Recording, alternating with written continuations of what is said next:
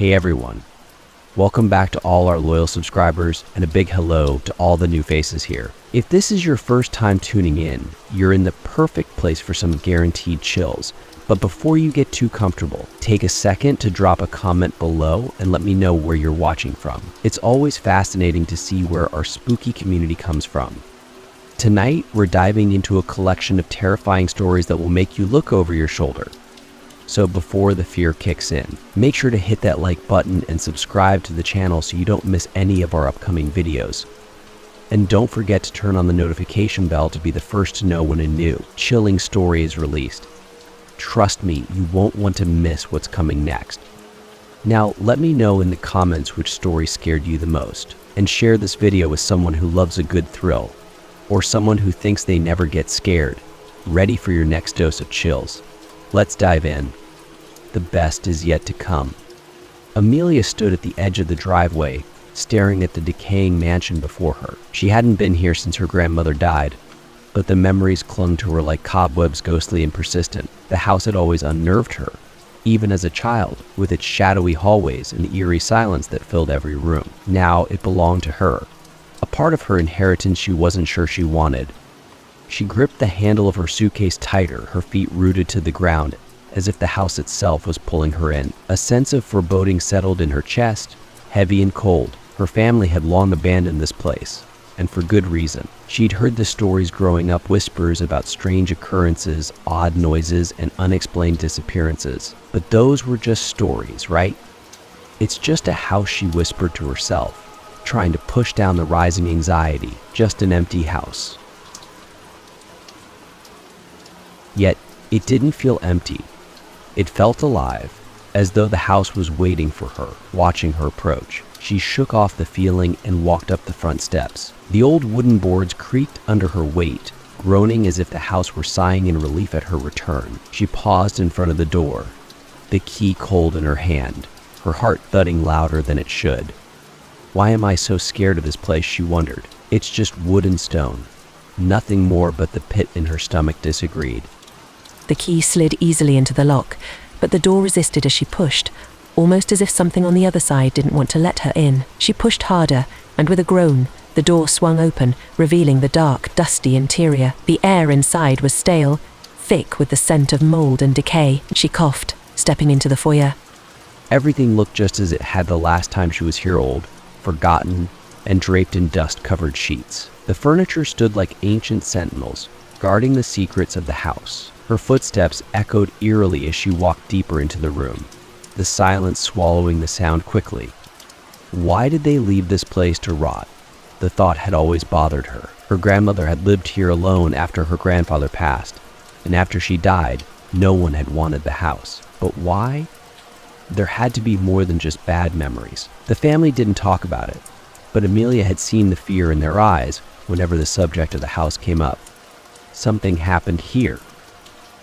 Amelia's heart raced as she climbed the grand staircase, her fingers trailing along the banister. The wood was smooth, polished by years of use, but now it felt cold, lifeless. Her grandmother's voice echoed in her mind, telling her not to venture into the attic. There's nothing up there for you, Amelia, her grandmother had always said, her eyes dark with something Amelia couldn't quite name. Fear, sadness, or maybe it was both. As a child, she hadn't asked, but now, standing at the foot of the attic stairs, she wondered, what was up there that had scared her grandmother so much? The attic door stood ajar, the narrow stairs leading into darkness. Amelia's heart hammered in her chest. Every instinct told her to leave, to walk back down those stairs and never return, but she couldn't. Not now. She needed to know. She had to understand what had driven her family away from this place. Why her grandmother had never wanted her to set foot in the attic. Slowly, she ascended the stairs, the wooden steps creaking beneath her weight. The air grew colder the higher she climbed, and by the time she reached the top, she could see her breath in front of her. The attic was dark, save for the faint light filtering through a small, dust-covered window. Boxes and old furniture littered the space, covered in thick layers of dust and cobwebs. But something else caught her eye, a small chest in the far corner of the room. It was out of place, too new compared to the rest of the forgotten items around it. Amelia frowned and made her way toward it. The chest was locked, but the key was sitting nearby, as if someone had left it there for her. Her hands trembled as she picked it up, the cold metal sending a shiver down her spine. Why would anyone lock something away in an abandoned attic? What was so important, so dangerous, that it needed to be hidden?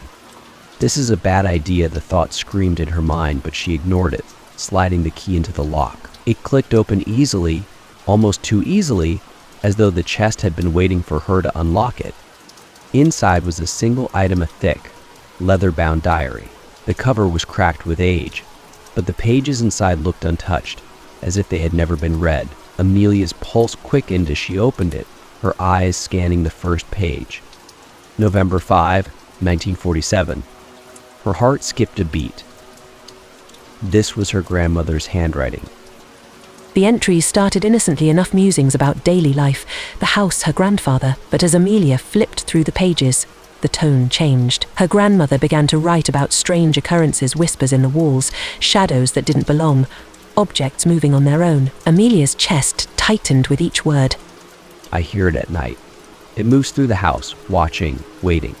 I don't know what it wants, but I feel it growing closer every day.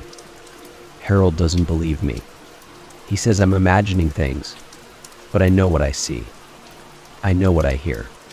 Amelia swallowed hard, her throat dry. She could almost hear her grandmother's voice, frantic and afraid, echoing in the cold attic. She turned the page, her breath catching in her throat.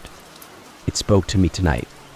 A voice, deep and dark, whispered my name. It knows me. It knows everything. I can't stay here much longer. I have to leave before it takes me too. Her hands trembled as she read the final entry, dated just days before her grandmother's death. I don't think I can escape. It's too late. It's already inside me. I can feel it twisting, turning. It's using me. I'm scared, but I can't leave. It won't let me. The words stopped abruptly, as though her grandmother had been interrupted mid-sentence. Amelia's heart raced, her mind spinning with confusion and fear. What had her grandmother meant? What was inside her? What had been haunting this house? Amelia stood up quickly, slamming the diary shut. The air in the attic felt thicker now, colder. She could feel eyes on her, watching her from the shadows, the same eyes that had watched her grandmother. A sharp creak echoed from the corner of the room, and Amelia froze. Her breath hitched in her throat as she slowly turned her head. The shadow shifted, moving toward her, and for the first time she saw it. A figure, dark and twisted, emerged from the corner, its form barely distinguishable from the darkness around it. It had no face, no features, but she could feel its eyes on her, piercing through the cold air. It whispered her name, a sound like the wind through dead leaves, sending a chill down her spine. Amelia backed up, her heart pounding so loudly she could barely hear the soft whisper that followed. "You're not supposed to be here." Her body shook with fear, but she couldn't move. Her feet felt rooted to the floor as the shadow drew closer, its form growing larger, more defined. It's just a dream, she thought desperately. This can't be real. But the shadow's presence was suffocating, its cold breath chilling her to the bone. She could feel it reaching out for her, as if the house itself was coming alive, pulling her in. Amelia gasped for air and finally managed to tear her feet from the floor. She ran, bolting for the stairs, not daring to look back as the attic door slammed shut behind her with a deafening bang. She stumbled down the stairs, her heart racing as she burst out of the house and into the cold night air. Only when she was standing outside, gasping for breath, did she look back. The house stood silent and still, but Amelia knew now that it wasn't empty. It had never been empty, and it would never let her go. Lucas had always felt a strange connection to the woods behind his childhood home. Growing up, he would spend hours wandering through the trees, losing himself in the winding paths and quiet solitude. The forest was his sanctuary, a place where the chaos of the world couldn't reach him. But now, as an adult, standing on the edge of those same woods, the familiar comfort was gone, replaced by a deep, gnawing unease.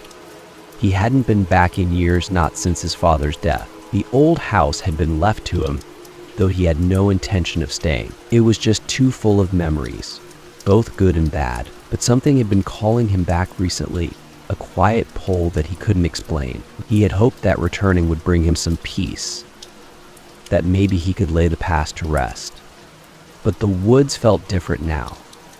The trees were taller, their branches twisting into the sky like skeletal fingers. The wind seemed colder, sharper, carrying with it a low, almost imperceptible whisper. Lucas shook his head, trying to shake off the feeling of being watched. He had never felt that way in these woods before. They had always been a refuge, not a threat. "It's just your imagination," he told himself as he took a deep breath and stepped into the forest. The air was damp and cool, and the leaves underfoot crunched with every step. He knew these paths like the back of his hand, even after all these years. But as he walked, a strange sensation settled over him. Something was wrong. The silence was oppressive, unnerving. It wasn't the peaceful quiet he remembered. It was heavy, as though the woods were holding their breath, waiting. Lucas's heart began to beat faster. He stopped walking, listening carefully. The wind had died down, and the only sound was the faint rustling of leaves far off in the distance. Something is wrong. He turned to head back toward the house, but paused. He was being ridiculous, wasn't he? He'd been gone for years. It was natural that the woods would feel unfamiliar, but still, that sense of being watched gnawed at him.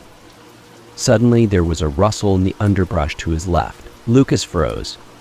His breath caught in his throat as he squinted into the trees. The shadows between the trunks seemed deeper here, darker, but there was nothing but trees, branches, and the thick carpet of dead leaves. Just an animal, he thought.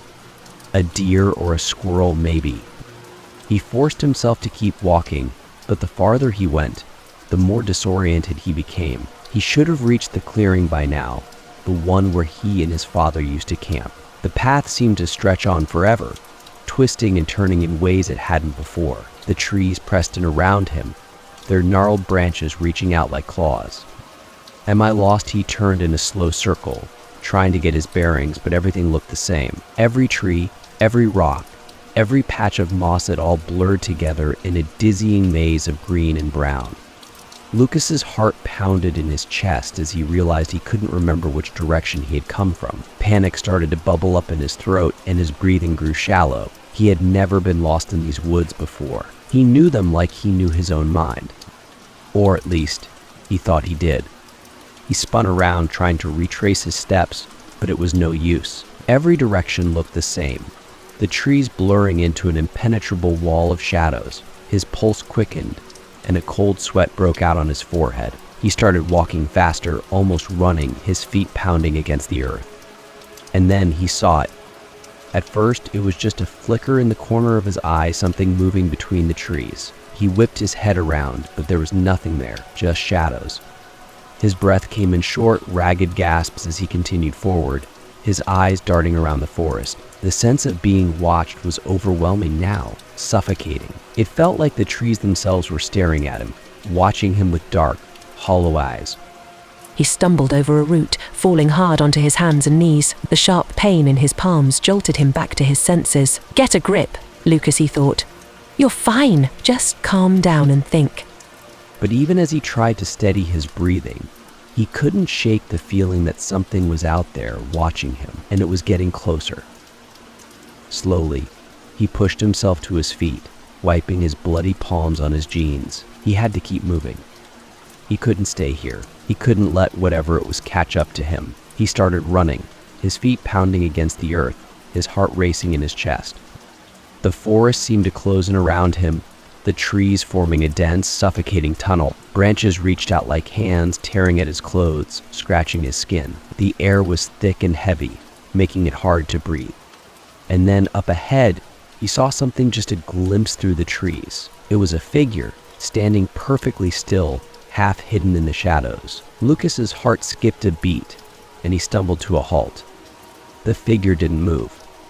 It was tall, much taller than any person he had ever seen. Its limbs were thin and elongated, almost unnatural. The shadows clung to it, as though it were part of the darkness itself. Lucas's breath hitched in his throat. The figure stood perfectly still, but he could feel its eyes on him, cold, empty, and all-seeing. He couldn't make out its face, but he knew it was watching him, studying him. Who was that? Lucas's mind raced. Was it some kind of trick of the light? Or had someone been following him this entire time?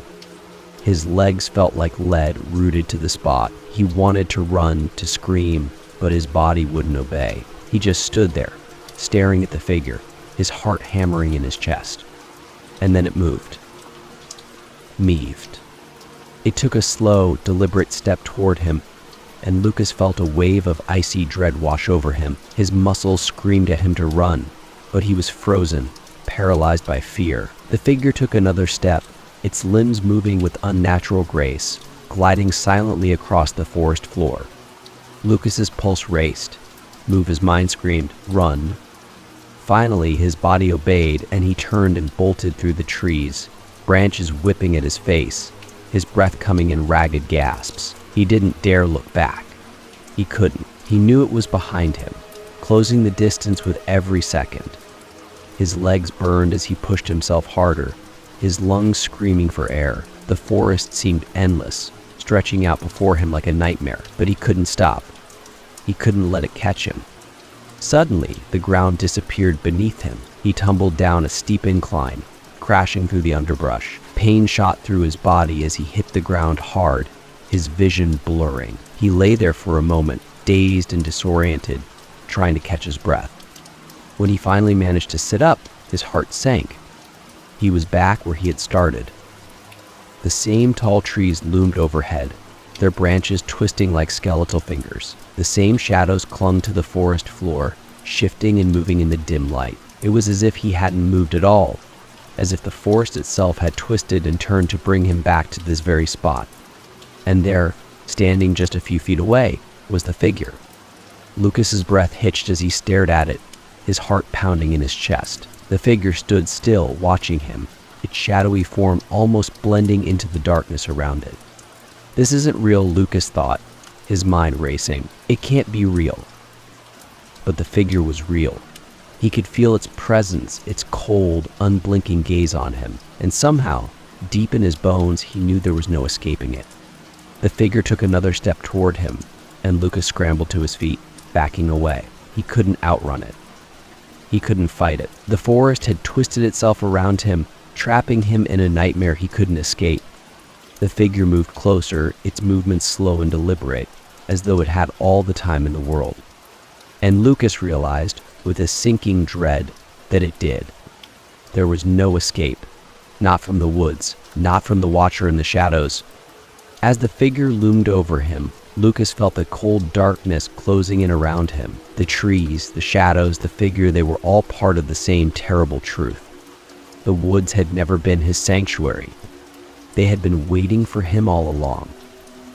The old clock tower of St. Vincent stood tall and defiant against the darkening sky, a silhouette etched in shadows against the fading light. For as long as Miranda could remember, the tower had loomed over the town like an unspoken curse, its giant face always stuck at 3:15. It hadn't chimed in decades, not since the day a young boy had disappeared inside, never to be seen again. People whispered about the tower, about the boy, about strange noises and figures seen at night, but no one dared venture inside. It was condemned, abandoned, forgotten. Yet tonight, Miranda found herself standing at the base of its crumbling stone walls, staring up at the broken clock hands as they pointed forever toward the past. Her heart beat loudly in her chest, a steady rhythm that mirrored the anxiety swirling in her mind. She had never believed in the ghost stories. They were just old myths meant to scare children away from the tower. But something had drawn her here, something she couldn't explain. The letter had been delivered to her house just 2 days ago, its envelope yellowed with age. There had been no return address, only her name written in a shaky hand. Inside, a single sentence. Come to the tower at midnight. You will find what you seek. She had no idea who had sent it or why, but the words haunted her. She couldn't stop thinking about them. And now, here she was, standing in the shadow of St. Vincent's Tower, the night air thick with anticipation. Midnight was only moments away.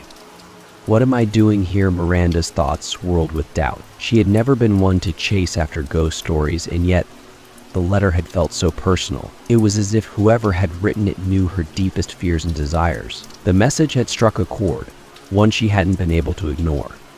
She glanced down at her watch. 11:59. 1 minute until the clock struck midnight, if it ever struck again. She had no idea what she was supposed to find or why she had been called here, but she couldn't leave now. Not after coming this far. Just a few minutes, she thought. I'll look around and then leave. No harm in checking it out.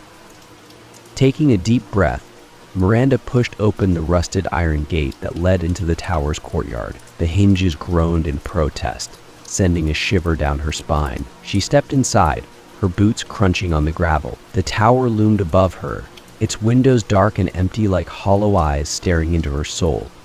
She approached the large wooden door at the base of the tower, its surface weathered and cracked. For years it had been locked tight, but now, to her surprise, it was slightly ajar. Her stomach churned with unease. Someone or something had opened it for her.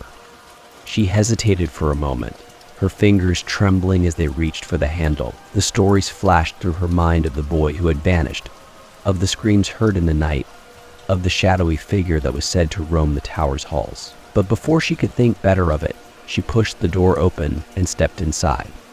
The darkness swallowed her.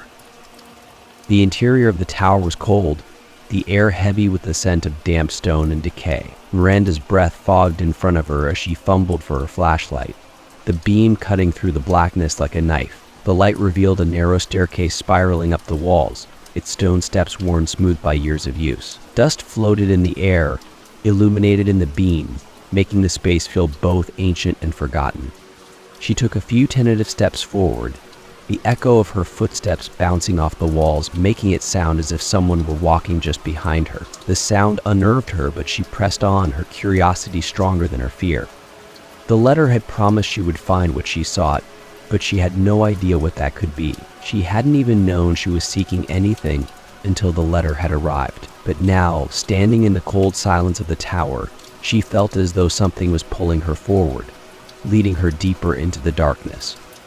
As she ascended the winding staircase, she couldn't shake the feeling that she wasn't alone. The silence was oppressive, too complete, as though the tower itself was listening, waiting. Her heart pounded in her chest as the beam of her flashlight swept over the walls, revealing faded murals of angels and demons locked in an eternal battle. The artwork was old, crumbling in places, but the figures seemed to shift in the shadows, watching her. Suddenly, a cold draft swept down the stairs, extinguishing her flashlight. The darkness rushed in like a flood, and Miranda's breath caught in her throat. She fumbled with the light, but the switch refused to work. A low creak echoed from somewhere above her. Miranda froze, her pulse quickening. The sound was faint but unmistakable, the sound of footsteps, slow and deliberate. Someone's up there. Her mind raced. Was it the person who had sent the letter, or was it something else, something far worse? Miranda forced herself to move one step at a time, her fingers brushing against the cold stone wall for guidance. She felt exposed in the darkness, vulnerable, as though a pair of eyes were following her every move. The footsteps above her grew louder, closer. Panic clawed at her throat, but she kept going, her body trembling with fear. She had to see.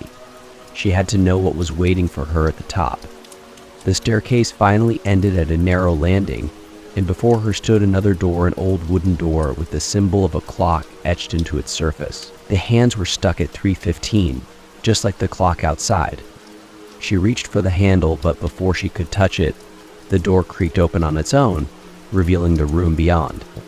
The room was dimly lit, bathed in the soft glow of moonlight filtering through a broken window. Dust motes swirled in the air, and at the far end of the room stood the ancient clock mechanism, its gears rusted and covered in cobwebs. The massive clock face dominated the wall, its hands frozen in place.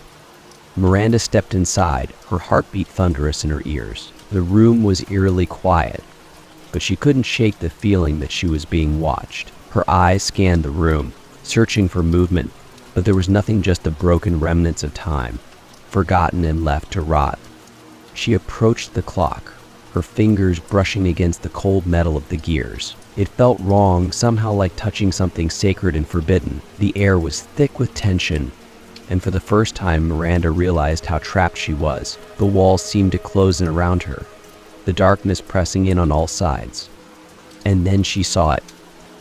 A figure stood in the shadows, barely visible, its outline blending with the darkness. Miranda's breath caught in her throat as she stared at it, her heart pounding. The figure was tall and gaunt, its body unnaturally thin. Its eyes gleamed in the dim light, glowing with an unnatural brightness. It took a step toward her. Miranda backed away, her hands trembling. She wanted to run to escape, but her legs wouldn't move. The figure stepped closer, and she could see it more clearly now, a man, or at least something that had once been a man. His clothes were tattered, his skin pale and stretched too tightly over his bones. His eyes never blinked, never looked away from her. She stumbled back, her hand catching on the edge of the clock. Her fingers brushed a lever, and without thinking, she pulled it. The clock roared to life.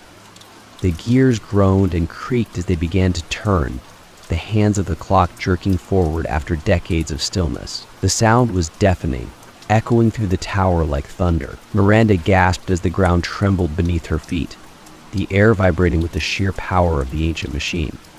The figure in the shadows recoiled, its glowing eyes narrowing with hatred. It let out a low, guttural growl, and for the first time, Miranda felt the full weight of its presence. This was no man. This was something else, something ancient, something hungry. The clock struck 3:16. A blinding flash of light filled the room, and for a moment, Miranda saw everything clearly: the figure, the clock, the years of decay and abandonment. And then, just as quickly, the light vanished, plunging the room back into darkness. When her vision cleared, the figure was gone. Miranda stood alone in the empty room, her heart racing, her mind reeling. The clock ticked softly behind her, its hands moving steadily forward, as if the last 50 years had never passed. She turned and ran, her feet pounding down the spiral staircase, her breath coming in ragged gasps. The tower felt alive now, humming with energy, its long-forgotten secrets finally laid bare. She burst through the front door and out into the cool night air, gasping for breath. The tower loomed behind her, dark and silent once again. Miranda didn't look back. She couldn't. But as she walked away, she couldn't shake the feeling that something had followed her. The clock had started ticking again, but some things weren't meant to be disturbed. And now whatever had been waiting in the tower was awake. Samantha had inherited her aunt's old house on the outskirts of town, a small Victorian relic that looked as though it had been plucked from another era. It was a beautiful, if somewhat eerie, home, ornate moldings, tall windows, and a wraparound porch that groaned with every gust of wind. She had always admired it as a child, visiting during long summer vacations, but now that it was hers, she couldn't shake the odd feeling that came with it. The house had been in the family for generations, but no one had lived in it for years, not since her aunt moved to a nursing home. Samantha hadn't thought much of it when she first received the keys, brushing off the stories her mother used to tell. They were old family legends, passed down through whispered conversations and hushed warnings about the basement. The basement was off limits, always had been. As a child, she had asked her aunt why, but the answer had never been satisfying, just vague mutterings about old things best left alone. Now, standing in the living room, surrounded by dust and old furniture, Samantha's gaze was inevitably drawn to the heavy wooden door at the far end of the hallway, the one that led to the basement. It was as though the house itself was directing her there, pushing her closer to the one place she had always been told to avoid. It's just a basement, she told herself, shaking off the sense of unease, probably full of old junk and cobwebs. Still, her curiosity gnawed at her. The stories were silly. Her mother had always been prone to superstition, filling her head with tales of haunted rooms, cursed objects, and strange voices in the night. But that had been years ago, and Samantha was a grown woman now. She wasn't going to let a few old ghost stories scare her. After all, it was her house now. If there was something in that basement, it was time she found out what. The wooden door creaked as Samantha pushed it open, revealing a narrow staircase that led down into the basement. The air that wafted up was cool and damp, thick with the smell of old stone and something else, something musty and unfamiliar. Her heart pounded in her chest as she flipped on the light switch, half expecting the bulb to burn out, but to her relief, a dim yellow glow flickered to life overhead. She took a deep breath, her feet hesitating at the top of the stairs. The descent felt like stepping into another world, the narrow steps groaning under her weight as she made her way down. The walls were lined with cold, rough stone, and the deeper she went, the more oppressive the air became. The basement itself was larger than she remembered. She reached the bottom of the stairs, the concrete floor cold beneath her feet, and shone her flashlight around the space. It was cluttered with old furniture, dusty boxes, and shelves filled with forgotten relics of the past. It was the kind of basement that felt like time had stopped. Nothing had been touched in years. So far, nothing strange, she thought, allowing herself to breathe a little easier. Maybe her aunt had just been overly cautious. There didn't seem to be anything particularly sinister about the place. Still, the stories lingered in her mind, tugging at her curiosity. There was one story in particular that her mother had told her, a story about a door that shouldn't be there, a door that led to nowhere, and yet sometimes people claimed to hear voices coming from behind it. Samantha shook her head, half laughing at herself. It's all in your head. There's no mysterious door, but as she walked deeper into the basement, her flashlight beam sweeping across the walls, something caught her eye. There at the far end of the basement, partially hidden behind an old cabinet, was a door. Her breath hitched. It wasn't just any door. It was small, barely large enough for someone to crawl through, and it was made of dark wood that didn't match anything else in the house. Samantha felt a chill run down her spine. She had never seen this door before, not during her childhood visits, and there was no reason for it to be there. She could feel the air grow colder the closer she got. The handle was rusted, but as she reached for it, she hesitated. What am I doing? She stared at the door, her mind racing. Every instinct told her to turn around, to leave the basement and never come back. But her curiosity was stronger than her fear. She had to know what was behind that door. Her fingers closed around the cold metal handle, and with a deep breath, she pulled. The door swung open with a loud creak, and a gust of cold air rushed out, making her shiver. The space beyond was pitch black, the dim basement light doing nothing to penetrate the darkness. She hesitated again, her heart thudding loudly in her chest. The air smelled different on the other side, damp, old, and strangely metallic. She shone her flashlight inside, but saw nothing, just an empty, dark tunnel that seemed to stretch on endlessly. The walls were made of the same rough stone, but the space felt different, more confined, as though it had been hidden away on purpose. Maybe it's just an old cellar, she thought, though the thought brought her little comfort. The sense of unease was growing, gnawing at her nerves. Her flashlight flickered, casting strange shadows on the walls. Suddenly, there was a sound. At first, she thought she had imagined it, but there it was again, a faint, barely audible whisper coming from the darkness ahead. It was soft, almost like the wind, but it carried an unmistakable rhythm, like words being spoken just out of earshot. Samantha's breath caught in her throat. No, this can't be real. It's just the wind. But the whispering grew louder, more insistent. She stepped back, her heart pounding wildly now, her palms sweating as the sound grew closer. It was no longer a whisper. It was a voice, soft and urgent, but she couldn't make out the words. Her flashlight flickered again and then went out completely, plunging her into total darkness. Panic surged through her veins as she fumbled with the flashlight, her hands trembling. She could still hear the voice, growing louder, more desperate, but it was coming from all around her now, echoing through the stone walls. She spun around, her back against the door, trying to find her way out, but her fingers slipped on the rusted handle.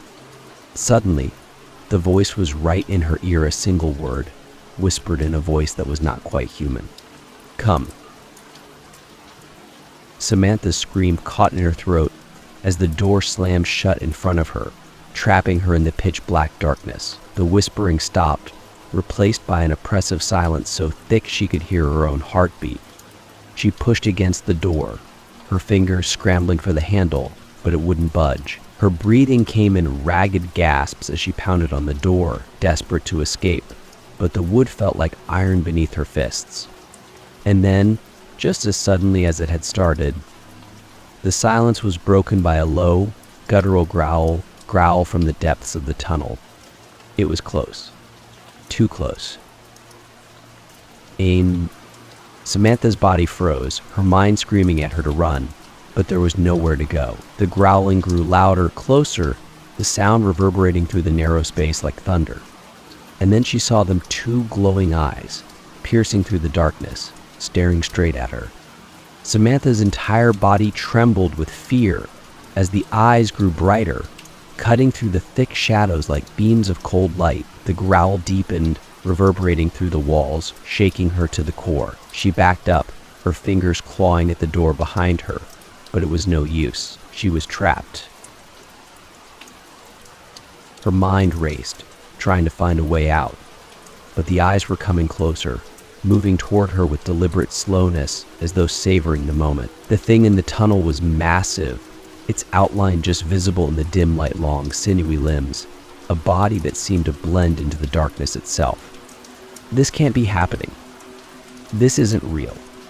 But the terror was all too real. She could feel it in her bones, a deep, primal fear that left her paralyzed. Suddenly, a voice broke through the noise, a soft, distant voice calling her name. Samantha.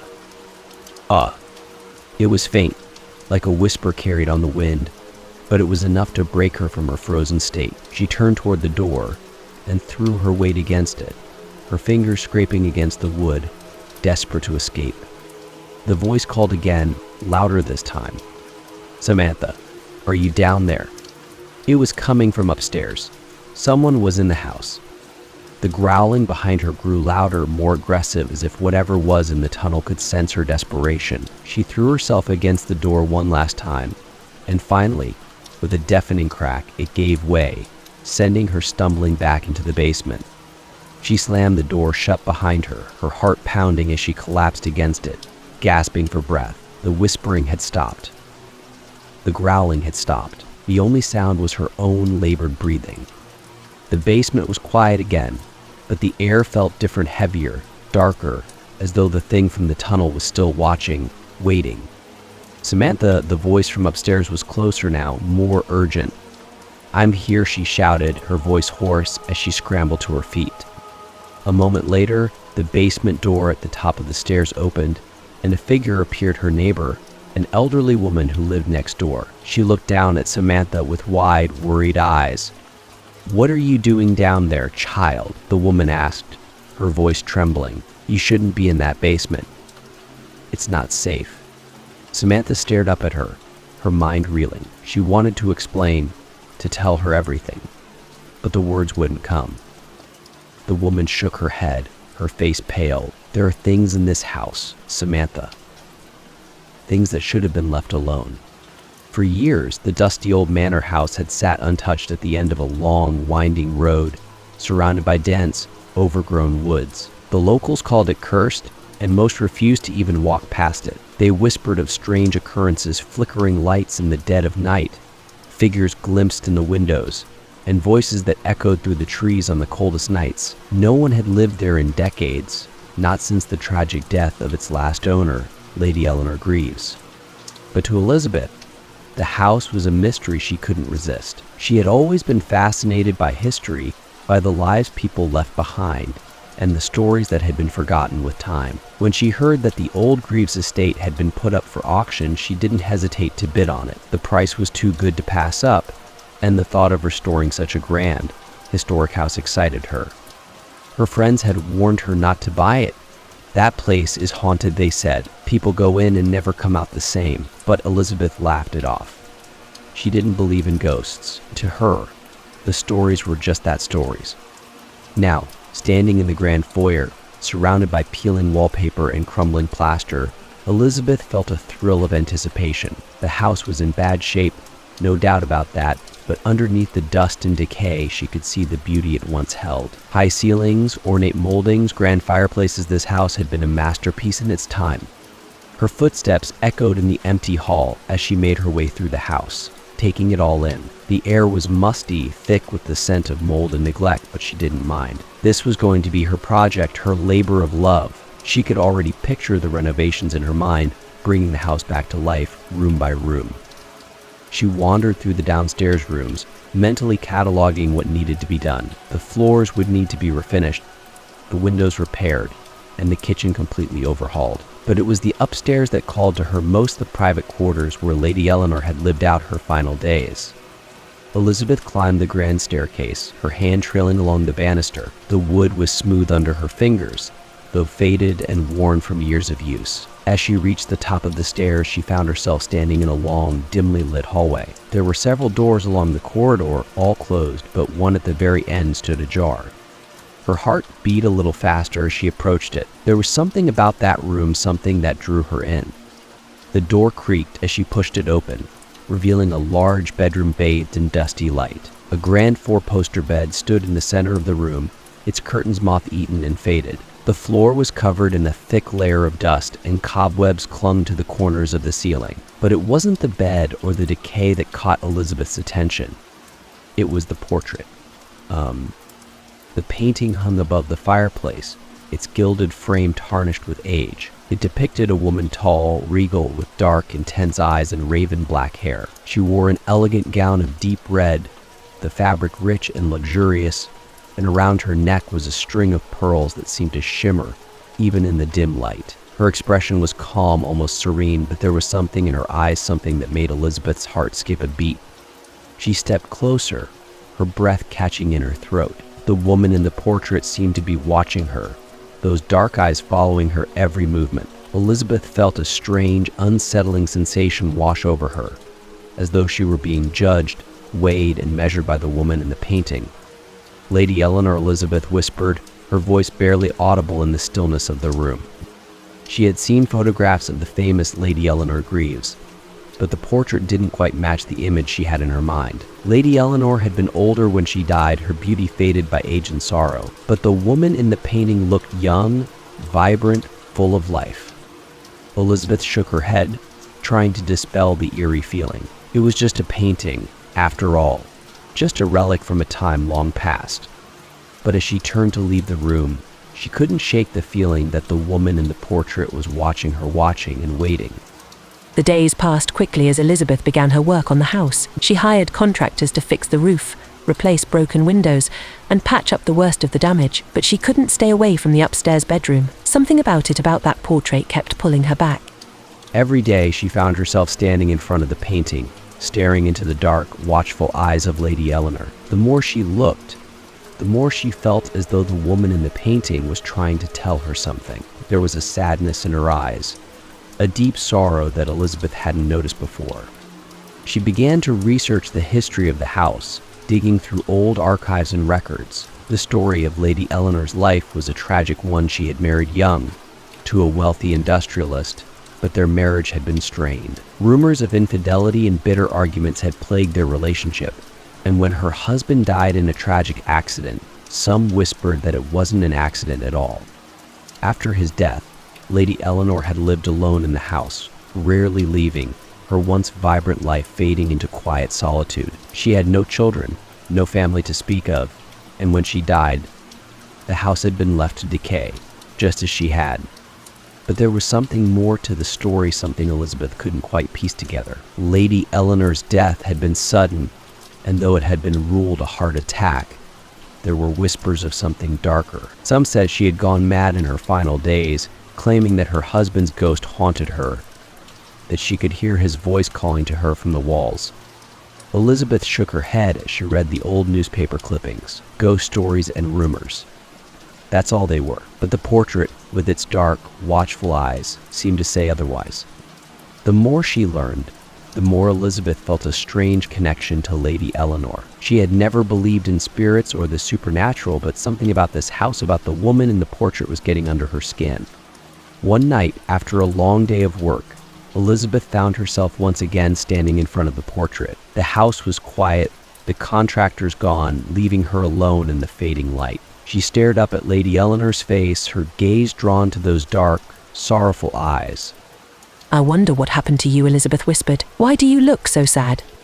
As if in response, the air in the room grew colder. A chill ran down Elizabeth's spine, and she wrapped her arms around herself, suddenly feeling very alone. The shadows in the room seemed to deepen, and the flickering light from the hallway cast strange, shifting patterns on the walls. Elizabeth's heart began to race. She glanced around, her pulse quickening, but nothing seemed out of place. Just the empty room, the faded bed, and the portrait. But then she heard it. A faint whisper. It was so soft, so quiet, that at first she thought she had imagined it. But there it was again, just the faintest trace of a voice, like the rustling of leaves in the wind. Elizabeth froze, her blood turning to ice in her veins. The whisper was coming from behind her, from the hallway. Slowly she turned, her breath catching in her throat. The hallway was empty. She took a step forward, her heart pounding in her chest. The whispering grew louder, more distinct, though she still couldn't make out the words. It seemed to echo off the walls, filling the air with a soft, persistent murmur. Elizabeth swallowed hard, her hands trembling. She had never believed in ghosts, but standing in the darkened hallway, with that soft voice echoing around her, she wasn't so sure anymore. "Hello," she called, her voice barely above a whisper. The whispering stopped. For a long moment, there was nothing but silence. The air felt thick, oppressive, pressing in on her from all sides. Then, suddenly, the door to the bedroom slammed shut behind her with a deafening bang. Elizabeth jumped, her heart racing. She spun around, her breath coming in short gasps. The room was silent once more, but the air was thick with tension. She could feel that something was watching her, waiting. She backed away from the door, her eyes fixed on the portrait. Lady Eleanor's face seemed different now, her eyes darker, her expression more severe, almost angry. Elizabeth's hand shook as she fumbled for the doorknob, pulling it open with trembling fingers. She rushed down the hallway, not daring to look back, her footsteps echoing through the empty house. When she reached the bottom of the stairs, she stopped, gasping for breath. The house was silent, but the whispering still echoed in her mind, soft and insistent. She had thought the house was empty, but now she wasn't so sure. The next few days passed in a blur of restless nights and strange occurrences. Elizabeth couldn't escape the feeling that something was terribly wrong. The whispering followed her throughout the house, soft and persistent, always just out of reach. And every time she looked at the portrait, Lady Eleanor. His eyes seemed darker, more desperate. One night, as a storm raged outside, Elizabeth found herself unable to sleep. The whispering was louder tonight, more insistent, and it seemed to be coming from the walls themselves. "What do you want?" she thought, her mind racing. "What are you trying to tell me?" She had tried to ignore it, tried to tell herself it was all in her head, but she couldn't deny it any longer. The house wasn't just haunted by the past. Someone was still here, and they wanted her to listen. Elizabeth got out of bed, her heart pounding as she made her way down the hallway. The whispering grew louder as she approached the bedroom, the door standing slightly ajar. With trembling hands, she pushed it open. The room was dark, lit only by the faint glow of moonlight filtering through the curtains. The portrait hung above the fireplace, its gilded frame gleaming in the pale light. But something was different. Lady Eleanor's face, her once regal, composed expression, was now twisted with sorrow, her eyes filled with tears. Elizabeth gasped, stumbling back. She blinked, trying to clear her vision, but the image remained. Lady Eleanor was crying. And then, in the stillness of the room, Elizabeth heard a voice clear and unmistakable. "Help me." It was the kind of place that everyone avoided without saying why. Tucked away at the far edge of town, just beyond the old railway tracks, stood a forgotten playground. The swings, once the joy of laughing children, were now rusted, their chains groaning when the wind blew. The merry-go-round hadn't spun in years, and the slide, once polished by tiny hands and feet, had turned a sickly green from layers of moss. The town had grown and modernized, but the playground remained a haunting relic that no one seemed eager to remember. Emily had never intended to find herself there. She had taken a walk, looking to clear her mind after a long week. Her feet carried her further than she had planned, through familiar streets and past familiar faces, until the houses thinned out, and she found herself in the old, neglected part of town. And there, on the other side of the tracks, she saw it. The playground. She stood at the edge of the rusting gate, staring at the sagging swings and overgrown weeds. A shiver ran through her, though the air was warm. She hadn't thought about this place in years. As a child, it had been a source of whispered stories and dares, things no one ever really believed but were scared of anyway. She could still remember the rumors. A boy had gone missing here years ago, and his body was never found. People said that if you listened closely at dusk, you could hear him laughing. That was why the kids stayed away. No one wanted to hear the laughter of a child who wasn't there. Emily shook her head. She didn't believe in ghosts. She was too old for that. But still, something about the place unsettled her. The gate creaked as she pushed it open, the sound startling in the quiet evening. She stepped onto the cracked pavement, her eyes sweeping over the empty playground. It felt strange to be here wrong, almost. The air was too still, as if the playground itself was holding its breath, waiting. Her footsteps echoed unnervingly loud as she approached the swing set. The chains swayed slightly in the breeze, but they didn't make any noise. She reached out, her hand brushing the cold, rusty metal of the nearest swing. It felt like touching something forgotten, something she wasn't meant to disturb. Suddenly, the air grew colder. Emily frowned, pulling her jacket tighter around her. It hadn't been this cold a moment ago. She glanced up at the sky. The sun was sinking behind the trees, casting long shadows across the playground. The wind picked up, and with it came a soft, distant sound. It took her a moment to realize what it was. Laughter. Her heart skipped a beat.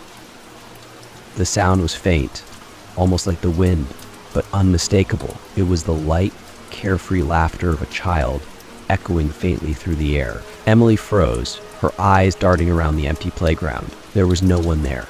She was alone. The laughter grew louder, closer. Her pulse quickened as she spun around, searching for the source. But there was no one.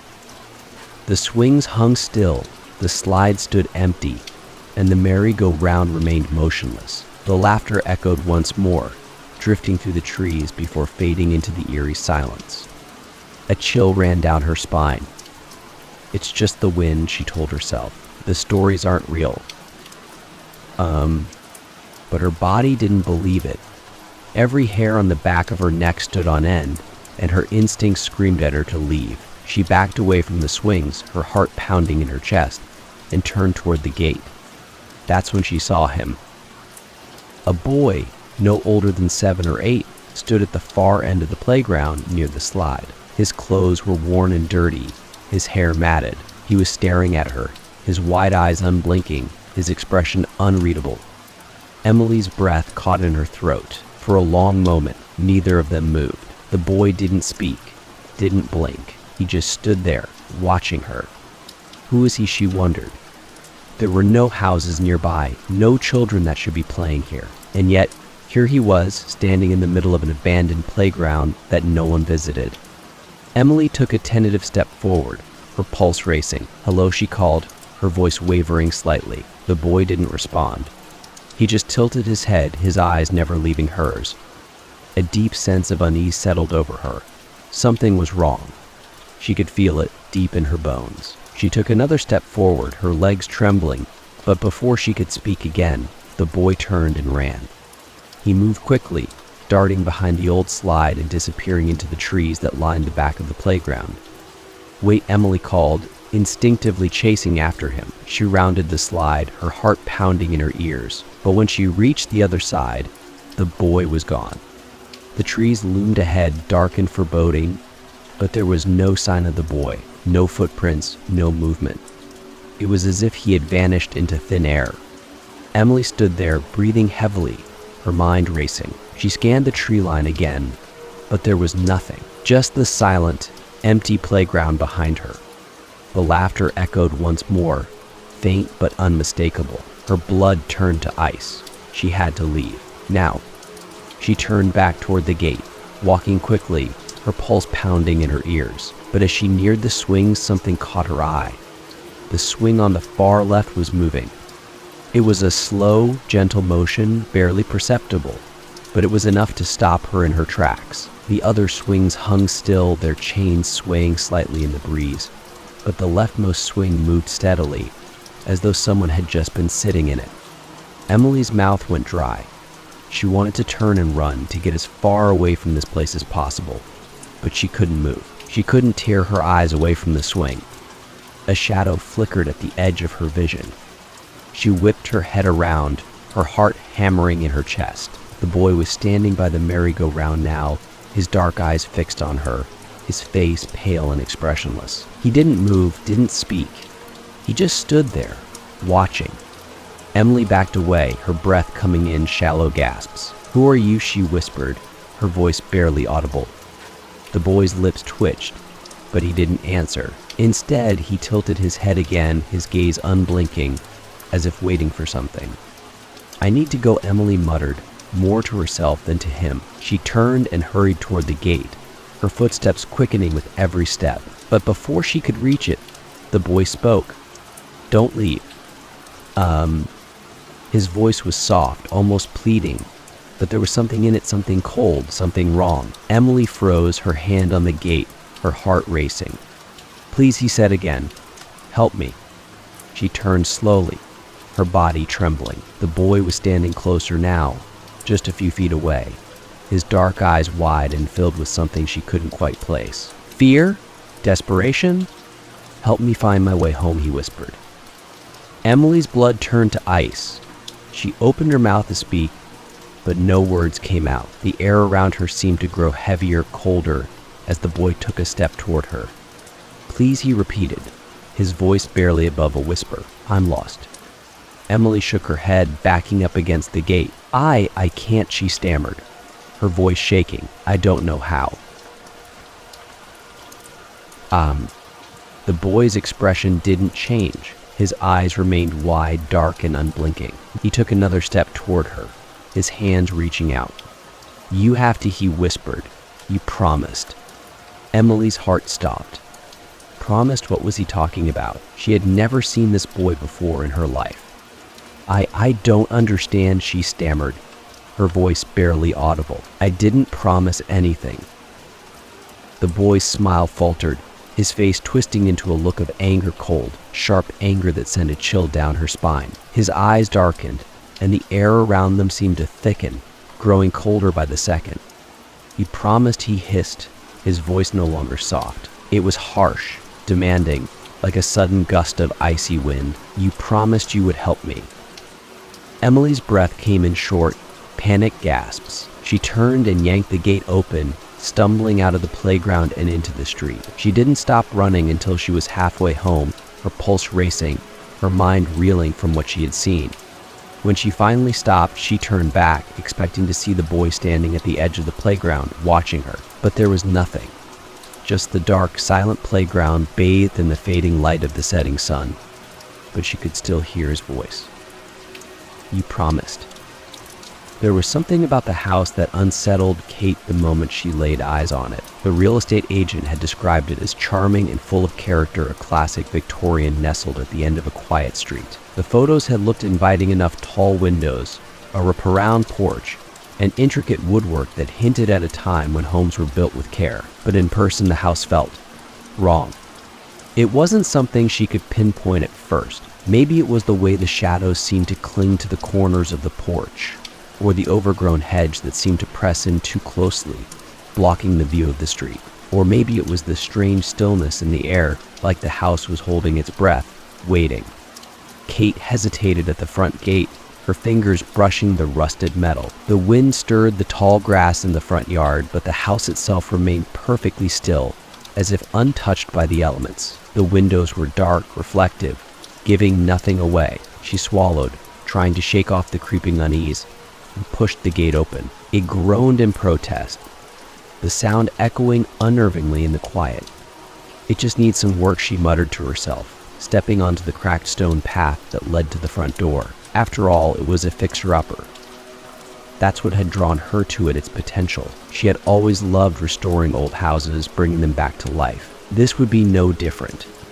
The real estate agent, Mr. Havens, was waiting on the porch. He gave her a bright smile that didn't quite reach his eyes. "Miss Summers, you made it. What do you think so far?" Kate forced a smile, not wanting to seem paranoid. "It's definitely got potential." Mr. Havens chuckled. "That's the spirit. The place just needs a little love, that's all." He turned the key in the front door, the old lock clicking open with a sound that reminded Kate of breaking bones. The door swung open slowly, revealing a dark hallway beyond. Kate stepped inside, the wooden floor creaking beneath her feet. The air was stale, thick with the smell of dust and age. The house felt colder inside than it should have, given the warm spring day. She shivered, wrapping her arms around herself as she followed Mr. Havens through the entryway. The previous owners moved out about 10 years ago, he said as they walked. It's been empty ever since. You'd be the first new owner in quite some time. Kate nodded, glancing around. The walls were lined with faded wallpaper, the pattern long since worn down by time. The ceilings were high, with ornate moldings that hinted at the house's former grandeur. It was beautiful in a way, but there was something else, a feeling she couldn't shake, as if the house was watching her. They walked through the dining room, the kitchen, and finally the stairs that led to the second floor. Mr. Havens gestured toward the staircase with a smile. Let me show you the bedrooms. They're a bit small, but nothing that can't be worked with. Kate nodded absently, her eyes drawn to a door at the far end of the hallway. It was slightly ajar, just a crack, but enough to catch her attention. For some reason, it felt different from the rest. She hesitated, her curiosity piqued. What's in there, she asked, nodding toward the door. Mr. Havens followed her gaze, and for the briefest moment, his smile faltered. That's just, well, it leads to the attic. Nothing up there, really. Just storage. But Kate's attention was already fixed on the door. Something about it pulled her in. Before she could stop herself, she was walking toward it, her hand reaching for the old brass knob. The metal was cold under her fingers, sending a shiver up her spine. Miss Summers, Mr. Havens began, but Kate wasn't listening. She pushed the door open, revealing a narrow staircase that led upward into darkness. The air that wafted down from the attic was colder still, musty and damp, like a space that had been sealed away for far too long. Without thinking, she began to climb. The attic was larger than she had expected. The ceiling sloped low, the wooden beams overhead thick with dust and cobwebs. The only light came from a small, grimy window on the far wall, casting long shadows across the room. Old furniture was stacked haphazardly in the corners, covered in moth-eaten sheets. But it wasn't the clutter that caught her attention. It was the door. At the far end of the attic, barely visible in the dim light, stood another door. It was smaller than the others in the house, almost like it wasn't meant to be noticed. The paint was chipped, and the handle was worn as though it had been used many times before. Kate's pulse quickened. There was something wrong about the door. It didn't belong there, it felt out of place, almost hidden. She glanced back toward the stairs, but Mr. Havens hadn't followed her up. She was alone. Curiosity gnawed at her, a pull she couldn't explain. She walked toward the door, her footsteps soft on the dusty floorboards. Her hand hesitated on the handle, the cold metal sending another shiver through her. Something about this felt wrong. She shouldn't open it. But she did.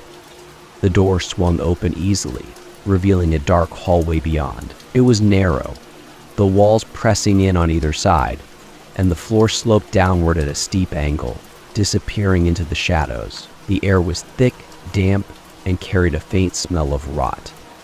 Kate stared into the darkness, her heart pounding. Where does this lead, she wondered. There was no way this should be here. The attic had no connection to anything else in the house, no stairwell that could lead further down. Yet, the hallway beckoned her. She swallowed hard, her breath coming in short, shallow gasps. Every instinct told her to turn back, to leave the house and never return. But her feet moved of their own accord, carrying her into the hallway, into the dark. The further she went, the colder the air became. The floor creaked beneath her weight, the sound echoing unnervingly in the narrow space. The walls seemed to close in, the darkness pressing against her. She couldn't see the end of the hallway, but she kept walking, driven by a force she didn't understand. Her footsteps echoed, bouncing off the walls and returning to her in strange, distorted ways. It was as though the house was shifting around her, the angles of the hallway warping, bending in ways that didn't make sense. The smell of rot grew stronger, filling her nostrils, and she covered her mouth with her hand, trying not to gag. And then, without warning, she heard it. A sound. It was faint at first, almost imperceptible, but it was there. A soft, distant tapping like fingers drumming on wood. The sound grew louder as she continued down the hallway, rhythmic and constant, as though someone or something was waiting for her. Kate's pulse raced. Her throat tightened with fear, but she couldn't stop. She had to see what was at the end. The tapping grew louder, more insistent, until finally the hallway opened into a small square room. The walls were bare, the floor covered in dust. In the center of the room stood a single chair, its back facing her, and seated in the chair was a figure. A figure that was tapping its fingers on the armrest. Kate froze, her breath catching in her throat. The figure's head was bowed, its face obscured by a veil of dark hair. Its clothes were old, tattered, but there was something familiar about the way it sat, something eerily human. "Hello," Kate whispered, her voice trembling. The tapping stopped. For a long moment, there was nothing but silence. The figure didn't move, didn't turn to face her. It just sat there, perfectly still, the room suddenly heavy with a tension so thick it was suffocating. Kate's heart pounded in her chest, her legs trembling as she took a step closer. "Are you?" "Okay." Slowly, painfully slowly, the figure began to lift its head. The hair parted, revealing a face that was impossibly pale, eyes wide and dark, staring straight at her. A smile spread across the figure's lips, a smile too wide, too sharp. Kate stumbled back, her hand flying to her mouth to stifle a scream. The figure stood, its movements jerky and unnatural, the smile never fading. And then it began to walk toward her. Kate's heart raced as she turned and bolted for the hallway, her legs shaking, her breath coming in panic gasps. The figure's footsteps echoed behind her, faster and faster, as if it were right on her heels. She didn't stop running until she burst through the door and back into the attic, slamming it shut behind her. She stood there, gasping for breath, her body trembling. The attic was silent. The door didn't open again. But she could still hear the tapping, faint and distant, coming from behind the walls. Mira had heard the stories about the old apartment complex before she moved in. It was one of those buildings with a history that everyone in town whispered about, but no one quite remembered in detail. Something about disappearances, they'd say. Something about strange noises. But the rent was cheap, and Myra wasn't one to believe in ghost stories. She stood in front of the building, looking up at its weathered stone facade. The windows were dark, reflecting nothing but the gray sky above. From the outside, the place seemed like any other aging building, slightly run down but functional, a place that could easily be overlooked. Mira gripped the key in her hand, feeling the cool metal against her palm. The air around her was unusually still for a fall evening, not even a breeze to stir the brittle leaves on the ground. She felt an inexplicable weight pressing down on her chest as she pushed open the heavy front door and stepped inside.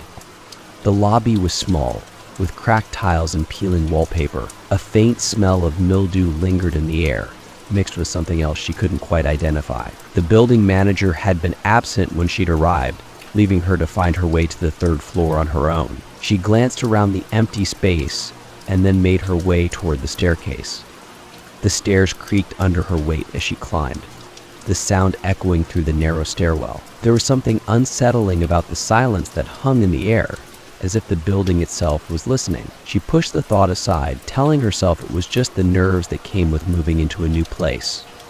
When she reached the third floor, the hallway stretched before her, dimly lit by flickering overhead lights. The walls were faded, their once bright colors dulled by years of neglect. Mira walked down the corridor, counting the apartment numbers until she reached hers. Apartment 3 billion.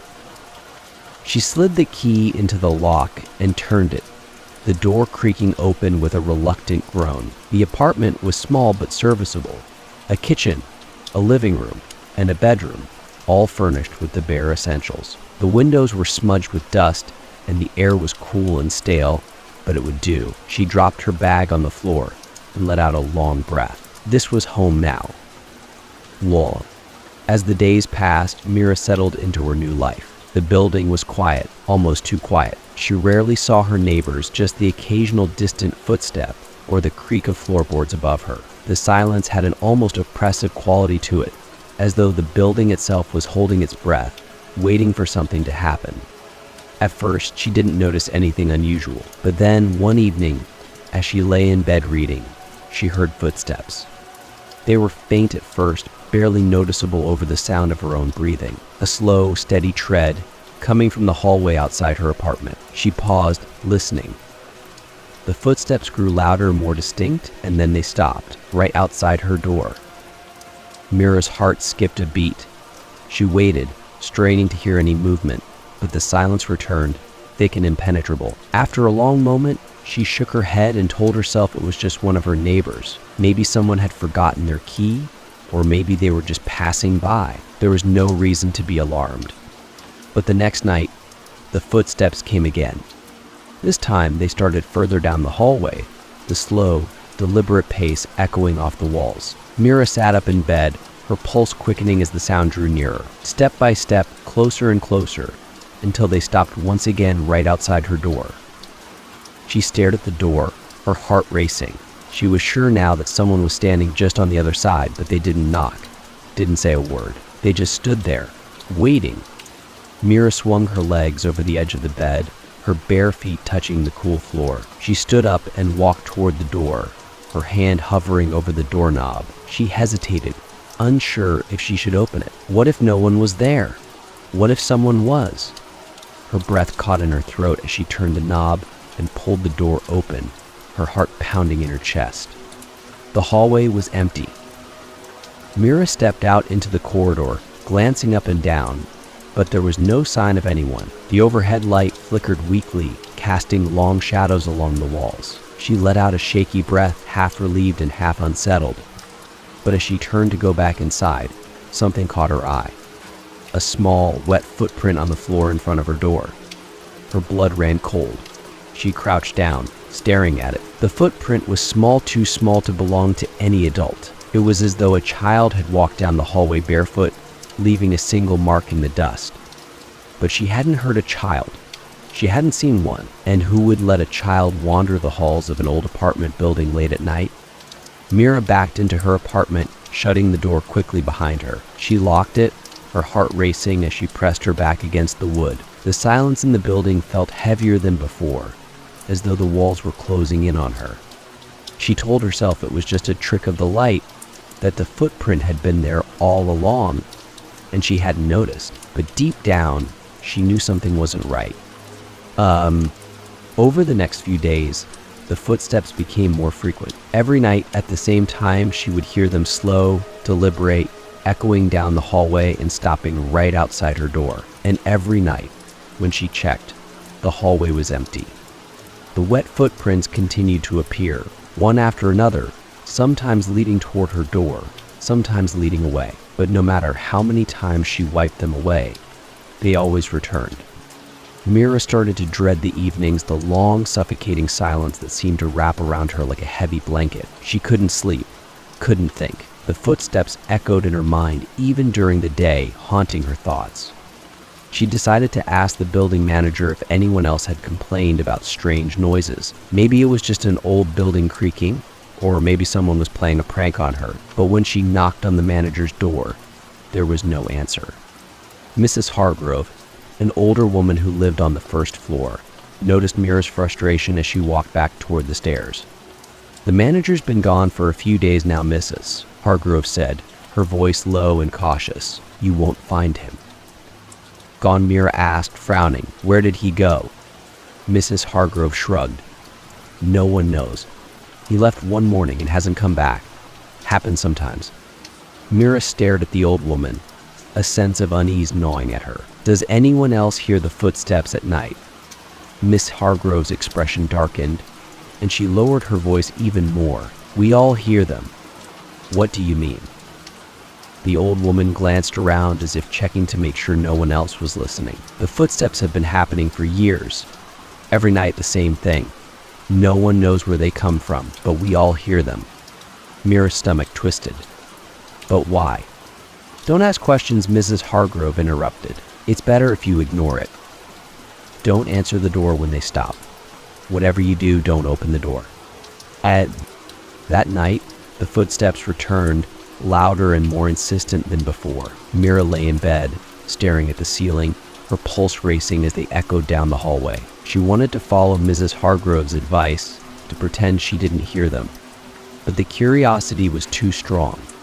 The footsteps stopped right outside her door, and this time they didn't move on. The silence stretched on, thick and suffocating, as if the air itself had stopped moving. Mira's heart pounded in her chest as she threw the covers off and approached the door. She reached for the knob, her fingers trembling. And then came the knock. It was soft, hesitant, but it sent a wave of terror through her. She froze, her hand hovering over the knob, her breath coming in shallow gasps. Mira, a voice whispered from the other side of the door, a child's voice. "Let me in." Her blood ran cold. The voice was soft, familiar somehow, but it wasn't right. It was as though the child wasn't just outside the door, it was inside her mind, whispering directly into her thoughts. "Mira, please. Let me in." Her legs shook as she backed away from the door, her heart pounding in her chest. The voice was insistent now, pleading. The doorknob rattled as if someone was trying to turn it from the other side. "Mira, help me." She pressed her back against the far wall, her hands shaking, her breath coming in panic gasps. The voice grew louder, more desperate, as the knocking continued, the sound reverberating through the apartment. And then, just as suddenly as it had started, it stopped.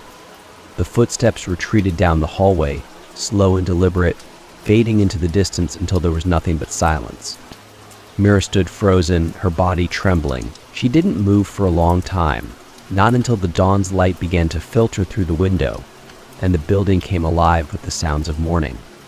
But she knew now that the footsteps would return, and the next time they wouldn't be asking to be let in.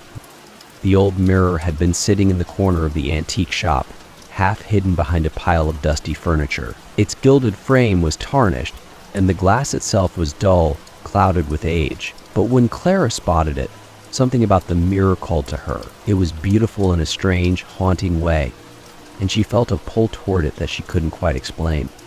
She approached the mirror, her fingers brushing the cool surface of the frame. It felt oddly warm beneath her touch, despite the chill in the shop. The glass was speckled and worn, making it difficult to see a clear reflection. But the more she stared at it, the more she felt that this mirror was special, different from anything she'd ever seen. Interested came the voice of the shop owner from behind her, startling Clara out of her thoughts. She turned to see the old man watching her with a curious smile. "It's been here for years. No one seems to want it."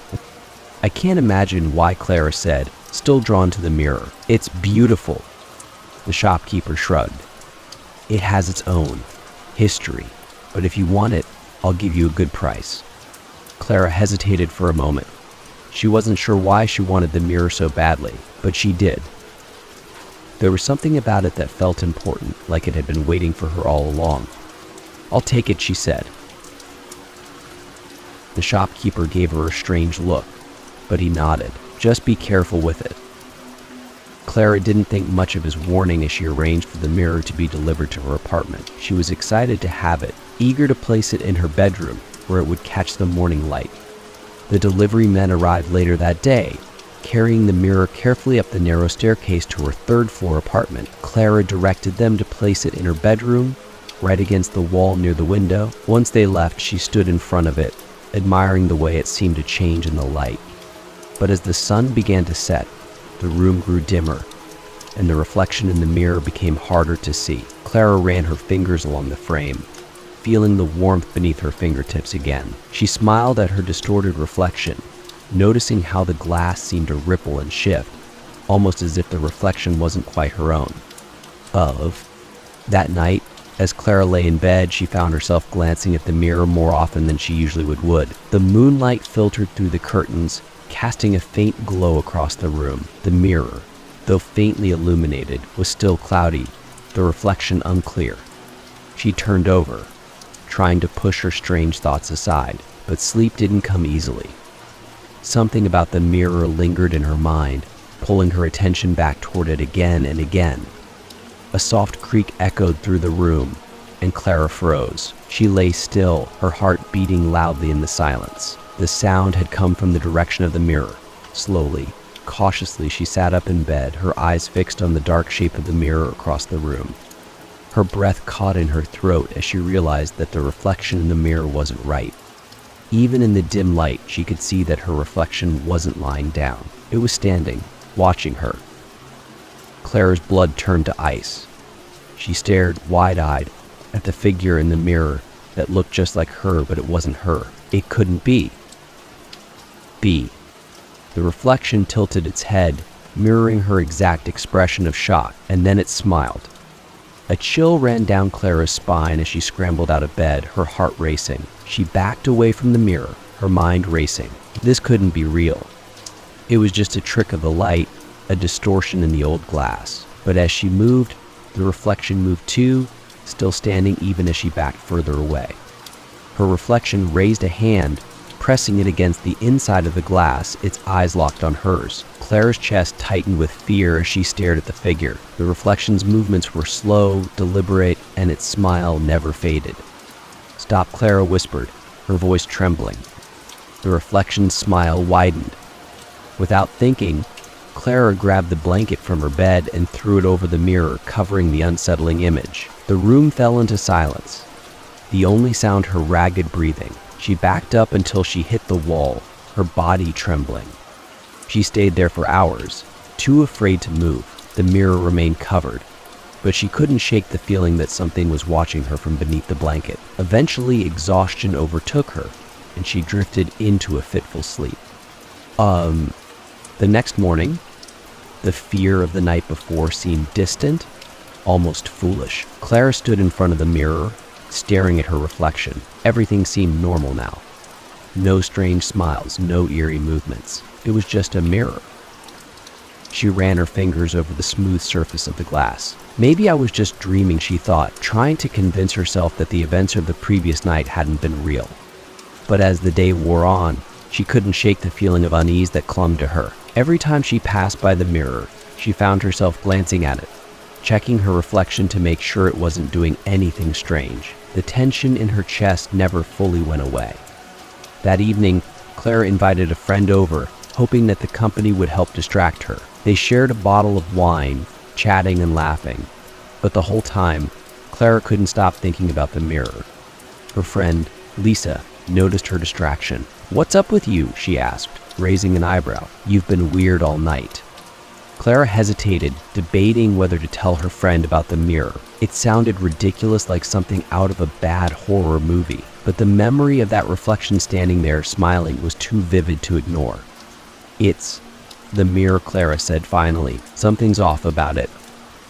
Lisa looked at her, then glanced toward the bedroom where the mirror stood. "What do you mean? It's just a mirror, right?" Clara shrugged, suddenly feeling foolish. "I don't know. Last night I saw something. My reflection wasn't right." Lisa laughed. "You're freaking yourself out. You probably just need some sleep." Maybe, Clara admitted, but it felt so real. Lisa stood up, walking toward the bedroom door. "Let's take a look," she said, grinning. "I bet it's just your imagination." Clara followed her, her stomach twisting with anxiety. She didn't want to look at the mirror again, but part of her needed to know if it was all in her head. Lisa pulled the blanket off the mirror with a flourish. "See, it's just a..." Her words trailed off and she stared at the mirror, her expression faltering. "What?" Clara asked, her heart pounding. "What is it?" Lisa stepped back, her face pale. That's not you." Clara's blood turned to ice. She turned to look at the mirror and felt her stomach drop. The reflection was smiling again. But this time, it wasn't just standing still. It was tapping on the inside of the glass. Tap, tap, tap. Clara's reflection raised its hand, tapping its fingers rhythmically against the surface of the mirror, its smile stretching wider than seemed possible. The sound echoed in the quiet room, growing louder with each tap. The reflection's eyes gleamed, dark and hollow, as it leaned closer to the glass. Tap, tap, tap. "Clara," it whispered, its voice faint but unmistakable. "Let me out." Clara stumbled back, her heart slamming in her chest. Lisa gasped, grabbing Clara's arm and pulling her toward the door. "We need to get out of here," Lisa whispered, her voice shaking. "Now." They fled the apartment, leaving the mirror behind. As they hurried down the stairs, the sound of tapping echoed in Clara's mind, growing louder with every step. Tap, tap, tap. It wasn't over. And Clara knew, deep down, that the reflection wouldn't stop until it found a way out. The house had stood empty for nearly a century, its sprawling estate slowly consumed by ivy and the encroaching forest. Hidden deep in the countryside, it was a place of legend among the locals. Some called it cursed. Others said it was merely forgotten. No one had lived there in decades, not since the last of the Whitmore family had mysteriously vanished. But for Adrian, it was a dream come true. He was a historian, fascinated by forgotten places and lost histories. The Whitmore estate had been on his radar for years, an untouched relic of the past. When the opportunity arose to buy the property at an absurdly low price, he didn't hesitate. Now, standing in the overgrown garden, staring up at the decaying mansion, Adrian couldn't help but feel a thrill of excitement. He spent the first few days exploring the house, marveling at its faded grandeur. The grand staircase, the ornate fireplaces, and the intricate woodwork were all in disrepair, but the potential was undeniable. Every room seemed to hold echoes of the past, the air thick with forgotten memories. But it wasn't until the fourth day that Adrian found the library. He had been searching through the upper floors, documenting the state of the house for his restoration plans, when he noticed a door at the end of a long, dark hallway. It was slightly ajar, though he hadn't noticed it before. Curious, he pushed it open and stepped inside. The room was massive, its walls lined with towering bookshelves that stretched all the way to the ceiling. Dust hung thick in the air, disturbed only by Adrian's entrance. Sunlight filtered weakly through the grimy windows, casting long shadows across the floor. The air was cool, almost damp, and carried the faint scent of old paper and leather. Adrian's heart raced as he took it all in. The library was unlike anything he had ever seen. It was packed with books, thousands of them, all neatly arranged and untouched by time. There were no signs of decay here, no evidence of neglect. It was as though the library had been perfectly preserved while the rest of the house crumbled around it.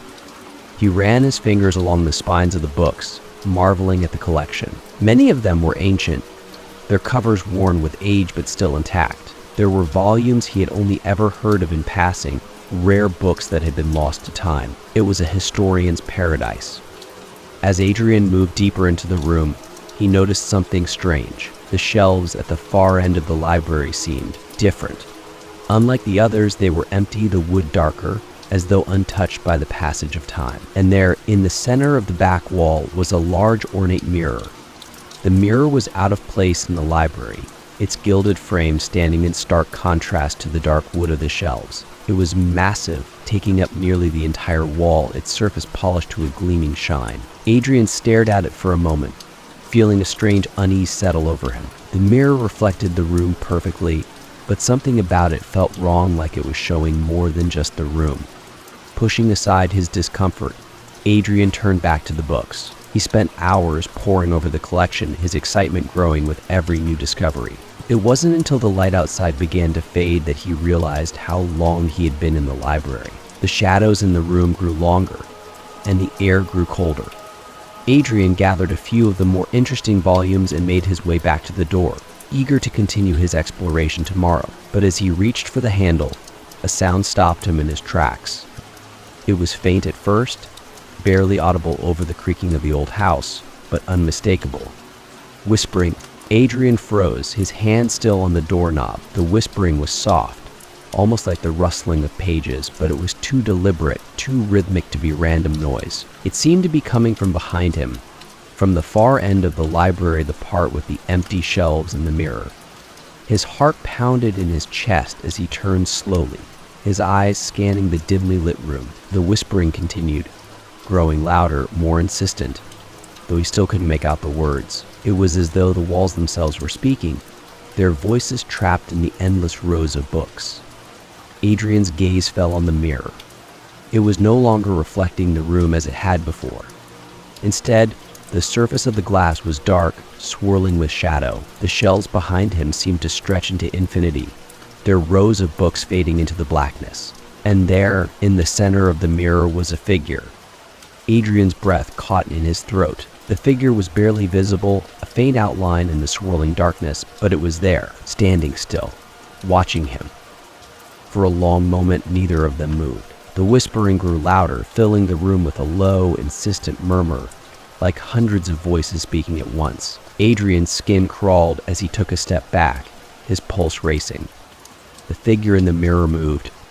It tilted its head, as though studying him, and then slowly raised a hand, pressing it against the glass. Adrian stumbled back, his breath coming in short gasps. He couldn't tear his eyes away from the figure. It was human almost.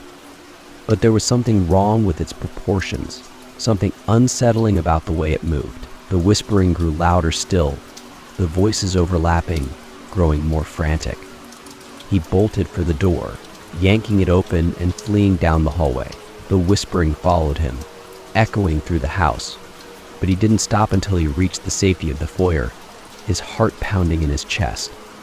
The next day, Adrian tried to convince himself that what he had seen was just a trick of the light, a figment of his imagination brought on by exhaustion. But no matter how hard he tried, he couldn't shake the image of the figure in the mirror, its hand pressed against the glass. Determined to understand what was happening, he returned to the library. This time he brought a flashlight, the beam cutting through the shadows as he stepped into the room. The air was colder than before, the whispering faint but still present, a constant background hum. The mirror stood at the far end of the room, just as it had the day before, but now the surface was perfectly reflective once more, showing only the library and Adrian's own reflection. He approached it cautiously, his hand trembling as he reached out to touch the glass. It was cold, colder than it should have been. Adrian's reflection stared back at him, but he couldn't shake the feeling that something else was watching. The whispering grew louder as he stood in front of the mirror, the voices swirling around him like a storm. He leaned in closer, his breath fogging the glass. And then, without warning, his reflection smiled. Adrian stumbled back, his heart leaping into his throat. His reflection hadn't moved, hadn't smiled, but there, in the mirror, it was grinning back at him, its eyes dark and hollow. The whispering reached a fever pitch, the voices growing louder, more urgent, and then the reflection took a step forward. Adrian's blood ran cold as he watched his own reflection move toward him, its hand pressing against the inside of the glass. He could feel the cold radiating from the mirror, the air around him growing thick and heavy. The reflection's smile widened, too wide, and its hand began to push through the surface of the mirror. Panicking, Adrian backed away, his eyes wide with terror. The reflection was coming for him, its form distorting, stretching as it emerged from the glass. The whispering became deafening, the voices screaming now, their words incomprehensible. With a final burst of adrenaline, Adrian turned and ran, slamming the door to the library behind him. The whispering stopped abruptly, leaving the house in eerie silence. Adrian collapsed against the wall, gasping for breath. He knew he couldn't stay in the house any longer. Whatever was in that library, whatever was in that mirror, it wasn't going to let him leave so easily. But as he gathered his things, preparing to flee, he couldn't shake the feeling that something had followed him. And when he glanced at his reflection in the hallway mirror, it was still smiling. The new house was perfect. At least, that's what Tessa had thought when she first saw it. The charming Victorian, nestled at the edge of town, had everything she'd ever wanted: high ceilings, big windows, and enough space for her to finally start her own art studio. It had been a whirlwind decision to buy it, but everything about the house had felt right, like it was meant to be hers. She moved in alone, happy to have some space after years of cramped city apartments. The first few days passed uneventfully, spent unpacking boxes and setting up her studio in the sunroom. The house creaked and groaned in the wind, as old houses often did, but Tessa didn't mind. It was all part of the charm. It wasn't until the third night that she noticed the sound. It was late, past midnight, when Tessa woke to a strange noise. At first, she thought it was just the house settling an old floorboard or a draft moving through the walls. But as she lay there, listening in the darkness, the sound grew louder, more distinct. It was rhythmic, a soft thumping, like something knocking gently against the inside of the wall. Tessa sat up, her heart beating a little faster. The sound was coming from the far corner of her bedroom, right by the old radiator. She strained to listen, trying to make sense of it. It wasn't the usual creaks or groans of the house. It was too deliberate, too precise, like someone or something was trying to get her attention. For a moment, she considered getting out of bed to investigate, but then the sound stopped. The room fell silent once more, leaving Tessa with the uneasy feeling that she had imagined it. But the next night, the sound returned. This time it was louder. The same rhythmic thumping, coming from the same spot in the wall. Tessa lay in bed, her heart pounding as the noise persisted, growing more insistent with each passing minute. It wasn't just random noise, it felt intentional, like someone knocking to be let in. She got up and crossed the room, pressing her ear against the wall. The sound was clearer now, almost like a heartbeat, but that didn't make sense. There was nothing in the walls but pipes and old insulation. Maybe it's mice, she muttered to herself, though the idea did little to calm her nerves. The knocking continued, steady and soft, until without warning, it stopped again. Tessa returned to bed, her mind racing. She couldn't shake the feeling that something was wrong. She had heard about old houses making strange noises, but this felt different. Personal, almost. The days passed quietly enough, but each night, without fail, the knocking returned. Sometimes it was faint, just a soft tapping in the distance. Other times, it was loud enough to wake her, echoing through the walls like a pulse. Tessa couldn't take it anymore. She called an exterminator, convinced that it had to be an infestation of some kind. The man arrived the following day, poking around the house with a flashlight and tools, checking every nook and cranny for signs of rodents or pests. He spent hours inspecting the attic, the basement, and the walls, but when he was done, he shook his head. "There's nothing here," he said, wiping his hands on a rag. "No nests, no droppings, no signs of animals at all. Whatever you're hearing, it's not coming from mice." Tessa frowned, feeling a knot of anxiety tighten in her chest. "But I hear it every night. It's like knocking." From inside the walls, the exterminator gave her a sympathetic look. "Old houses make strange noises sometimes. Could be pipes expanding or the wood settling. But I can't find anything living in there." He left her with no answers, and that night, the knocking was louder than ever. Tessa lay awake, staring at the ceiling, her body tense as she listened to the now familiar rhythm. She tried to ignore it, tried to tell herself it was just the house, but the sound seemed to crawl under her skin. It was too precise, too deliberate. Every thump felt like a demand, an insistence that she pay attention. She couldn't take it anymore. Throwing off the covers, she got out of bed and grabbed a flashlight. If no one else was going to figure out what was going on, she'd do it herself. She followed the sound to the far corner of the room, right by the radiator, and crouched down, pressing her ear to the wall again. The knocking was louder now, almost urgent. She could feel it vibrating through the wall, as though something was trying to break free. Taking a deep breath, Tessa knocked back. The sound stopped. For a long moment, there was silence. Tessa's heart pounded in her chest, and she held her breath, waiting. Then, just as she started to pull away from the wall, it happened. A knock came from the other side. Tessa jerked back, her blood running cold. There was someone or something inside the wall. She stared at the plaster, her mind racing, trying to make sense of it. It couldn't be possible. The walls weren't hollow, there was no space for anyone to be in there.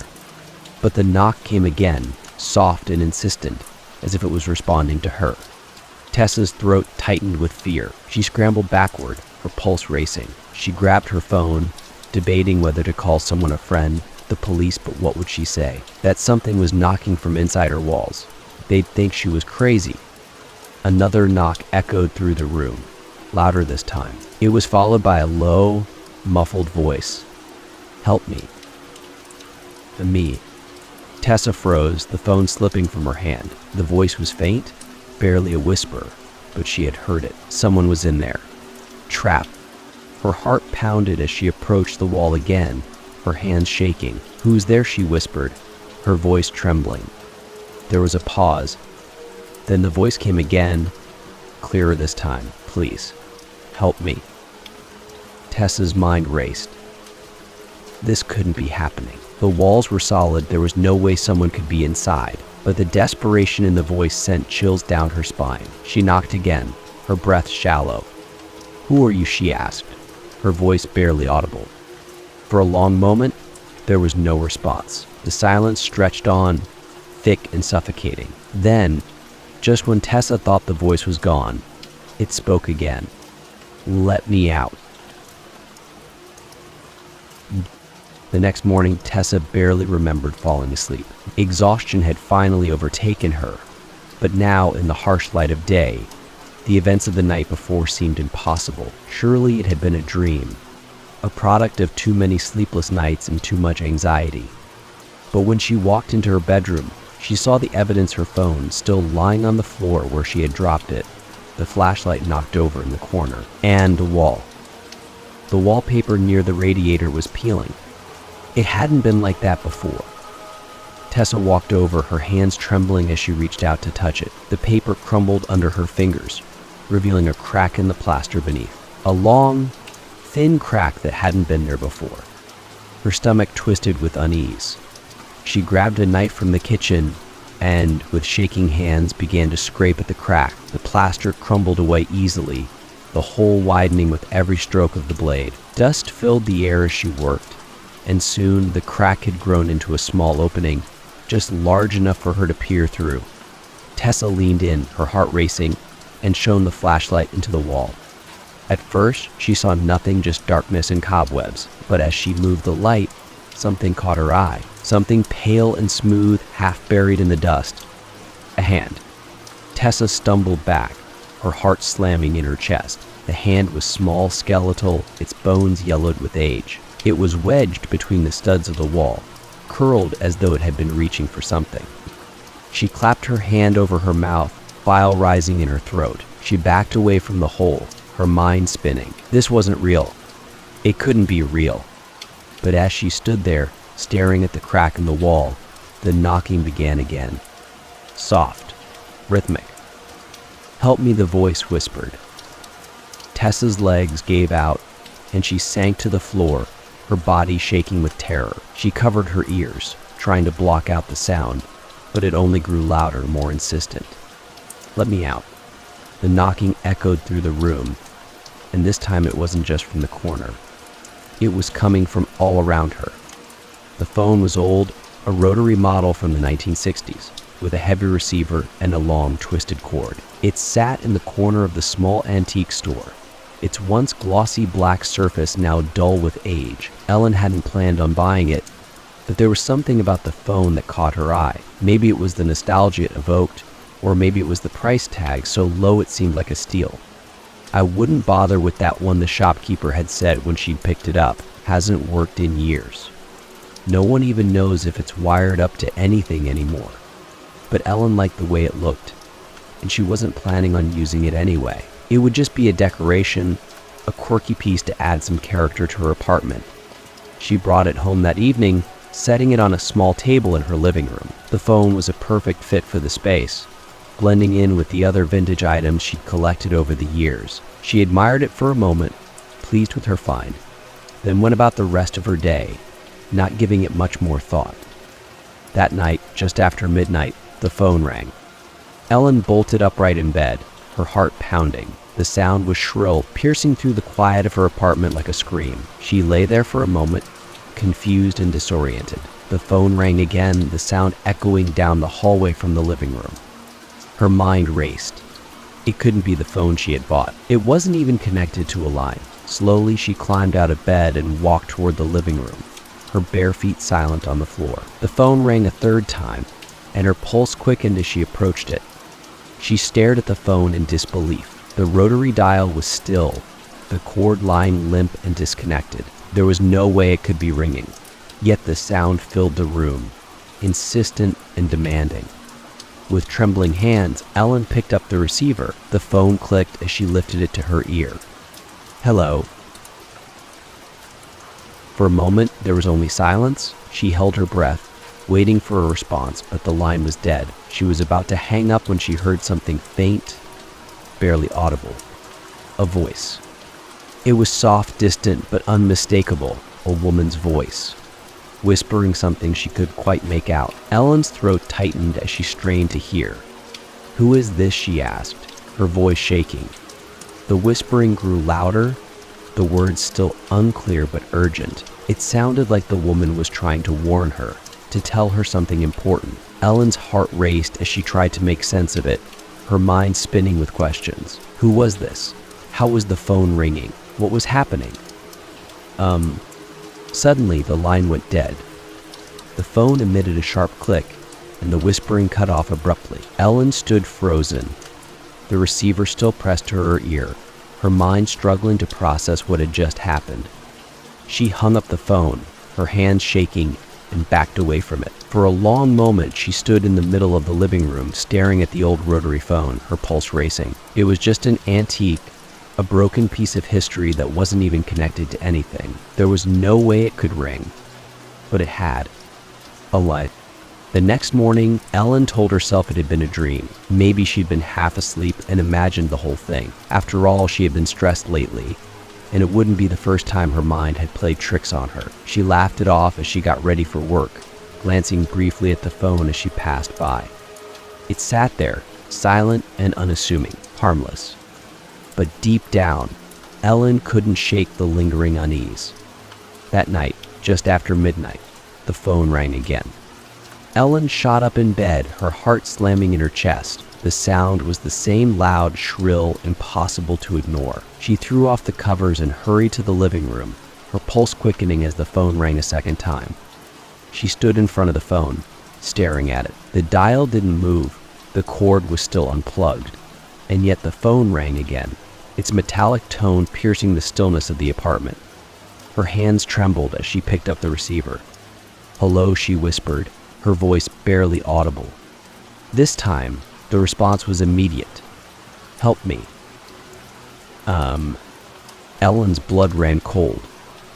The voice was clearer now, though it still sounded faint, as if the speaker was far away. It was the same woman's voice, soft and desperate, pleading with her. Ellen's throat tightened with fear as she gripped the receiver, her heart pounding in her ears. "Who are you?" she asked, her voice trembling. "What do you want?" The woman's voice grew more frantic. "Please, help me. You have to help me." Ellen's breath caught in her throat. The desperation in the woman's voice sent chills down her spine. She wanted to ask more questions to understand what was happening, but before she could speak, the line went dead again. The phone clicked, and the whispering stopped. Ellen stood there, her body shaking, the receiver still in her hand. She didn't understand. How could the phone be ringing? And who was this woman, begging for her help? She hung up the receiver, backing away from the phone. Her mind raced, trying to make sense of it, but there were no answers. She spent the rest of the night sitting on the couch, unable to sleep, her eyes fixed on the phone, but it didn't ring again. And what? Over the next few days, Ellen became increasingly paranoid. The phone sat in the corner of the room, silent during the day, but every night, without fail, it would ring just after midnight. And each time, the woman's voice was there pleading, crying, begging for help. Ellen tried to ignore it to convince herself it was some kind of prank, but the more she listened, the more desperate the voice became. The woman would repeat the same words over and over, her voice growing weaker each time. "Help me, please. You have to help me." Ellen couldn't take it anymore. The constant ringing, the pleading voice that was driving her mad. She needed answers. She decided to return to the antique shop where she had bought the phone, hoping the shopkeeper could tell her more about it. The shop was quiet when she arrived, the shelves cluttered with old trinkets and dusty relics. The same elderly shopkeeper was behind the counter, his eyes lighting up in recognition when he saw her. "Back again, eh?" he asked, giving her a toothy grin. "How's that old phone working out for you?" Ellen hesitated, unsure how to explain. "It's been ringing," she said slowly, "but it's not connected to anything." The shopkeeper's smile faltered. "Ringing? That phone hasn't worked in years. Are you sure it's not just your imagination?" "No," Ellen insisted. "It rings every night. And there's a woman's voice on the other end, She keeps asking for help." The shopkeeper's expression darkened. He leaned forward, his voice low. "I didn't want to scare you off when you bought it, but that phone has a history.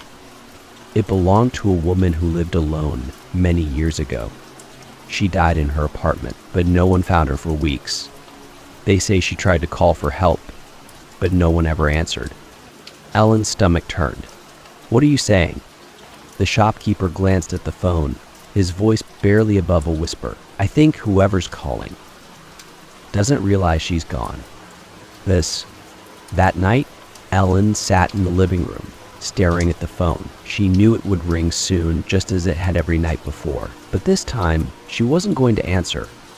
Midnight came, and the phone rang. Ellen's heart pounded in her chest, but she stayed where she was, her hands gripping the arms of the chair. The phone rang again, the sound piercing through the quiet apartment. It rang a third time, and then the voice came. Even without picking up the receiver, Ellen could hear it, the woman's voice, faint and distant, calling to her. "Help me, please, help me." The words echoed in the room, growing louder, more insistent. The phone continued to ring, the sound overlapping with the woman's desperate pleas. Ellen covered her ears, squeezing her eyes shut. "I can't help you," she cried. "I don't know how." The voice grew louder still, filling the room with its sorrow. "Please, help me." The phone rang one last time, and then, suddenly, everything went silent. Ellen lowered her hands, her breath coming in short, ragged gasps. The phone sat on the table, silent and still, as though it had never rung at all. For the first time in nights, it didn't ring again. But Ellen knew it wasn't over. And as she lay in bed that night, she couldn't shake the feeling that the woman was still waiting somewhere, out there in the dark, waiting for someone to answer her call. The house at 34 Linden Street had been abandoned for as long as anyone in town could remember. Overgrown ivy crept up its stone walls and the windows were boarded up, their shutters hanging loosely by rusted hinges. For years, people had passed by it without a second glance, content to let the place rot away. It wasn't just that it looked haunted there, or rumors that it was. Strange things happened there. Stories of people hearing voices, seeing lights at night, or feeling an inexplicable pull toward the house circulated through the town, but no one dared to enter. Until Leah.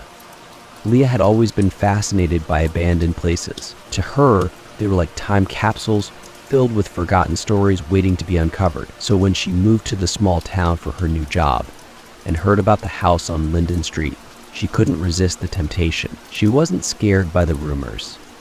In fact, they only fueled her curiosity. She wanted to know what was inside, what had happened there all those years ago. Most of all, she wanted to prove to herself that the house wasn't haunted. One Saturday morning, armed with nothing but a flashlight, a camera, and a sense of adventure, Leah made her way to the house. The air was still as she approached the old property. There was something about the place that felt different from the other abandoned buildings she had explored. It wasn't just the dilapidated state or the overgrown lawn, it was the silence. There were no birds, no rustling of leaves, no distant hum of cars from the street, just complete, unnerving quiet. Leah pushed open the rusty gate, the hinges creaking loudly in the stillness. Her heart pounded in her chest, though she couldn't explain why. She took a deep breath and told herself it was just nerves. The house was old, sure, and it looked intimidating, but it was still just a house. She walked up the cracked stone steps, the wooden boards of the porch groaning under her weight. The front door was slightly ajar, its paint peeling and faded. She hesitated for a moment, glancing back at the street. There was no one around. The house loomed before her, dark and imposing. It's now or never, she thought, and with a final push, she stepped inside. Not. The interior of the house was just as she had expected, dusty, cold, and cluttered with old furniture covered in white sheets. The air was thick with the smell of mildew and damp wood. Leah's footsteps echoed through the empty rooms as she moved cautiously, her flashlight cutting through the gloom. The house felt heavy, as though it carried the weight of years of neglect and sadness. There were no signs of recent activity, no indications that anyone had been inside for a long time, but there was something about the atmosphere that made her uneasy. It was as if the house was watching her, waiting for something. She wandered through the main hallway, her camera in hand, snapping pictures of the decaying walls, the intricate woodwork, and the faded wallpaper. She explored the dining room, the parlor, and the old kitchen, each room more neglected than the last. Everything was still, frozen in time, as though the house had been abandoned in a hurry. But it wasn't until she reached the second floor that she noticed something strange. The upstairs hallway was lined with several closed doors, all identical except for one. The door at the far end of the hall was slightly open, just a crack, and from where Leah stood she could see a faint, flickering light coming from inside. Her stomach flipped. She knew the house didn't have electricity. There was no way there should be a light on. She hadn't seen any signs of squatters or vandals, but the light was unmistakable. She swallowed hard, her palms suddenly sweaty as she approached the door. Her footsteps felt too loud in the silence, and the closer she got, the heavier the air became. It felt like the house was holding its breath, waiting for her to make her next move. Leah reached the door and pushed it open slowly. The room was small, filled with dust and cobwebs, just like the rest of the house. But in the center of the room, sitting on the floor, was an old rotary phone. The phone was ringing. Leah froze. Her breath caught in her throat as she stared at the phone. It was impossible. There were no working lines connected to the house, no way for a phone to be ringing here. And yet, the old rotary dial was spinning, the bell ringing insistently in the stillness. For a long moment, she didn't move. She just stood there, watching the phone, her heart pounding in her chest. The ringing grew louder, more urgent, as if demanding that she answer. Her hands trembled as she reached for the receiver. She hesitated, her mind racing. Who would be calling? And why? But she couldn't resist. Slowly, she picked up the receiver and pressed it to her ear. "Hello," she whispered, her voice shaky. There was a long pause, and for a moment she thought the line was dead. But then, faint and distant, a voice came through.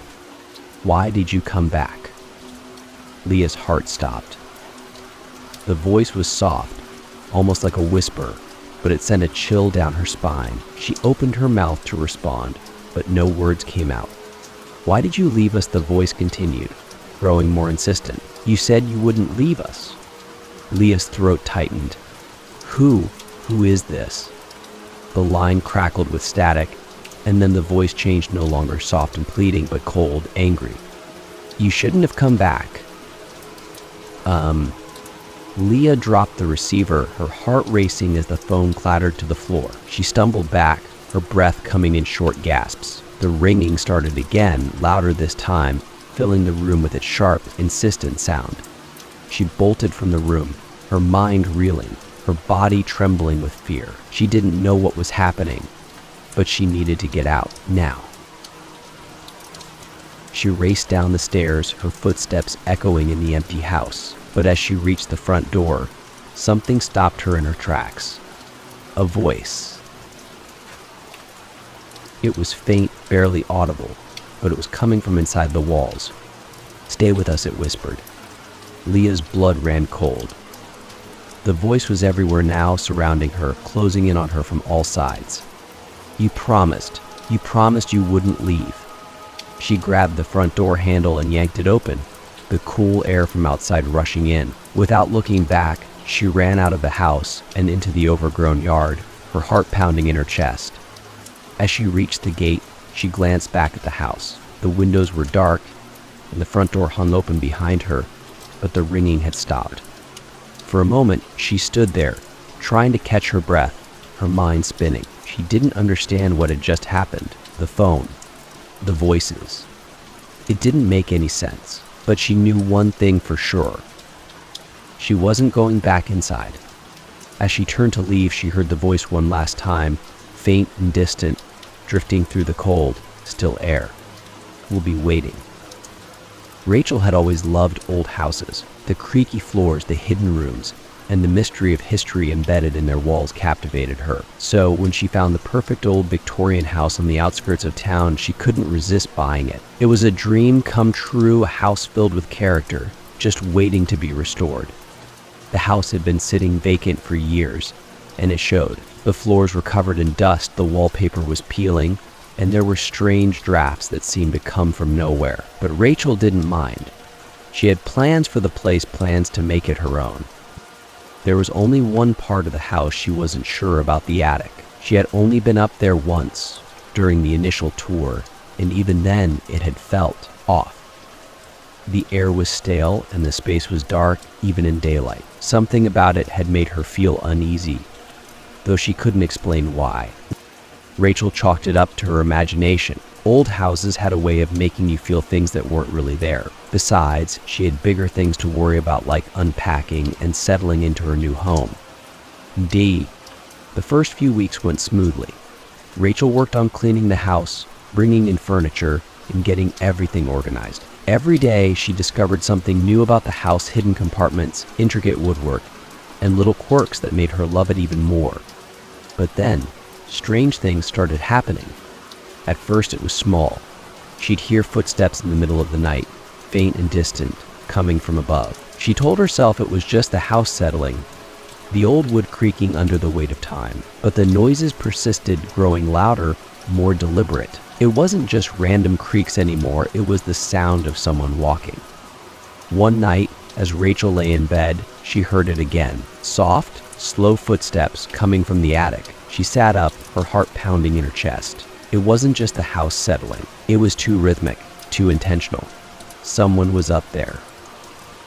She grabbed a flashlight and slowly made her way up the stairs. The sound stopped as she reached the attic door, leaving only an eerie silence behind. Rachel hesitated, her hand hovering over the doorknob. She didn't want to open it. Every instinct told her to turn around and go back to bed, but she had to know. Taking a deep breath, she opened the door.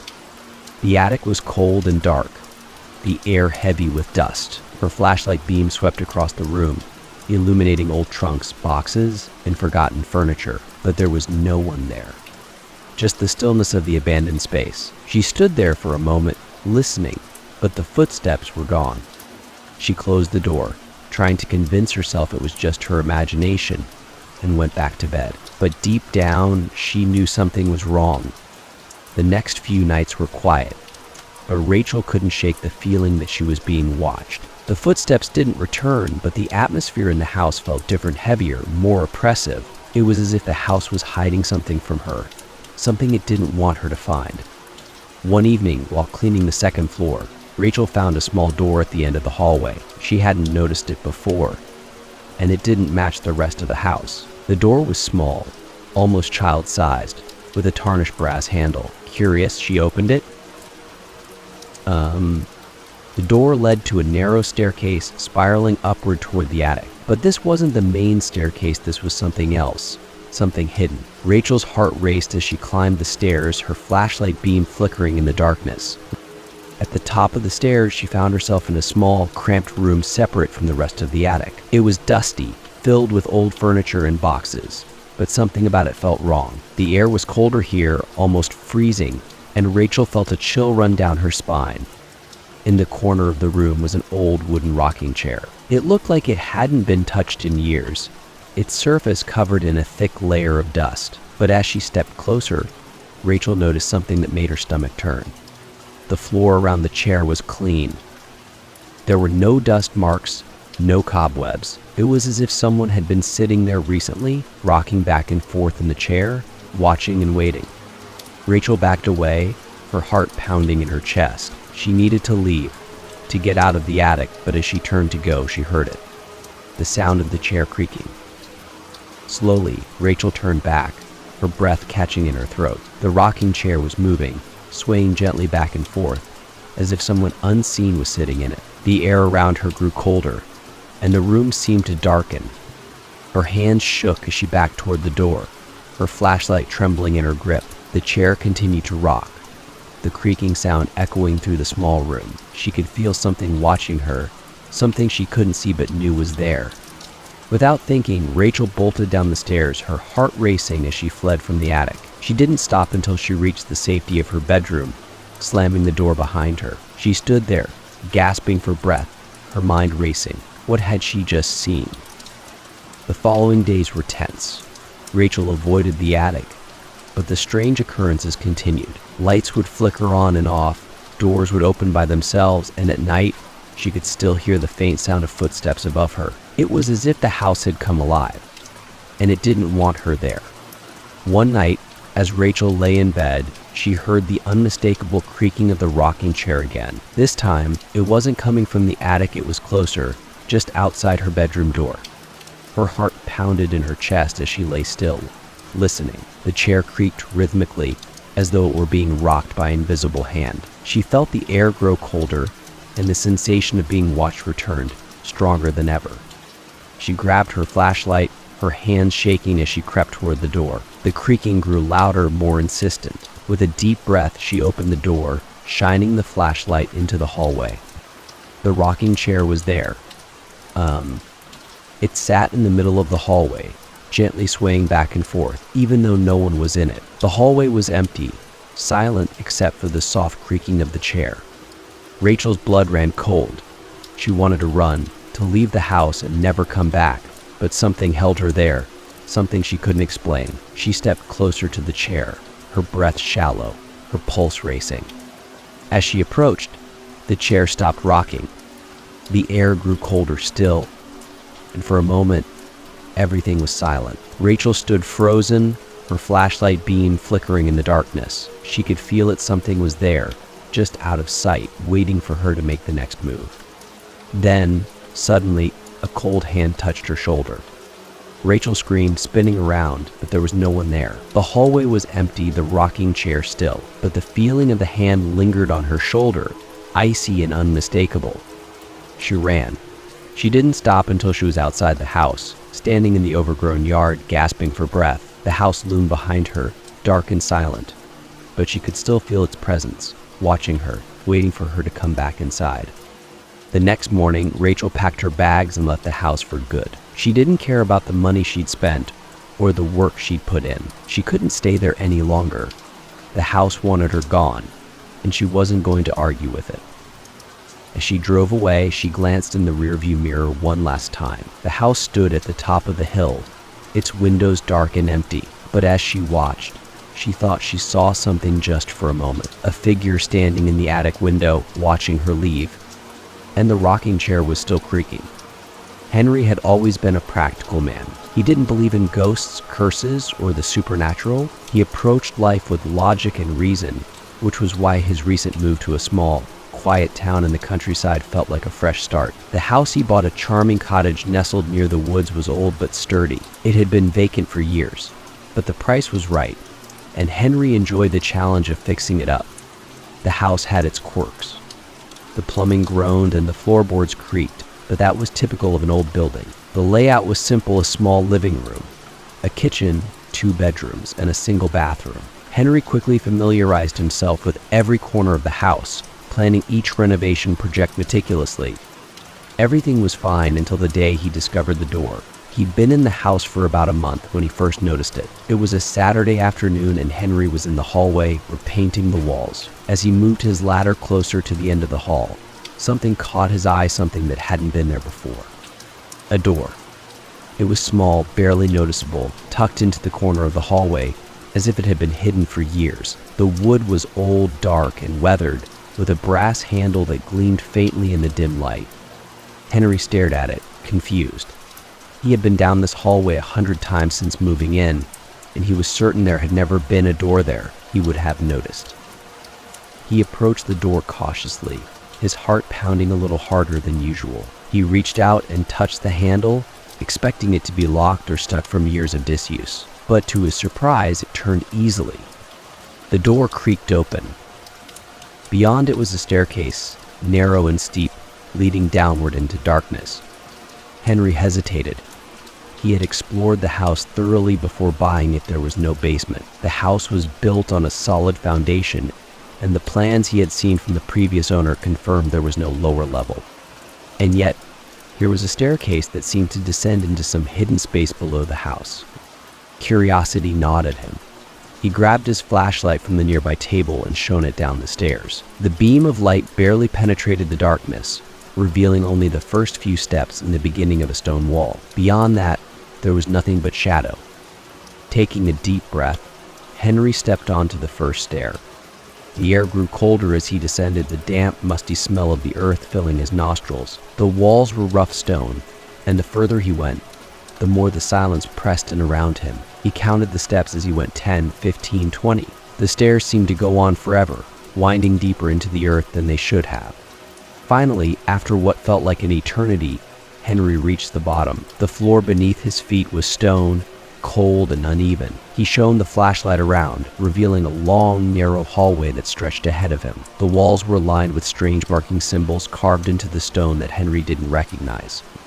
He felt a chill run down his spine as he moved forward, his footsteps echoing eerily in the confined space. The air was thick with the smell of dampness and decay, and the deeper he went, the more the sense of unease grew. At the end of the hallway, there was another door. This one was different from the first. It was large, made of heavy wood, and reinforced with iron bands. The door looked ancient, far older than the house itself. Henry hesitated again, his pulse quickening. Everything about this felt wrong, but his curiosity was too strong. He had to know what was behind the door. With trembling hands, he reached for the iron handle and pulled. The door swung open with a groan, revealing a large circular room. The walls were covered in more of the strange symbols, and in the center of the room was a stone pedestal. On top of the pedestal was a book large, leather-bound, and covered in dust. Henry's flashlight flickered as he stepped into the room. The air was colder here, almost freezing, and the silence was oppressive. He approached the pedestal cautiously, his eyes fixed on the book. Something about it felt wrong, as if it didn't belong in this world. The book was thick, its leather cover cracked with age. There were no markings on the cover, no title, no symbols, just the rough, ancient leather. Henry reached out, hesitating for a moment before brushing the dust from its surface. The moment his fingers touched the book, a cold gust of wind swept through the room, extinguishing the light from his flashlight. Henry's heart raced as he stood frozen in the pitch-black darkness. The air felt different now, heavier, more oppressive. He fumbled with the flashlight, trying to get it to work again, but it refused to turn on.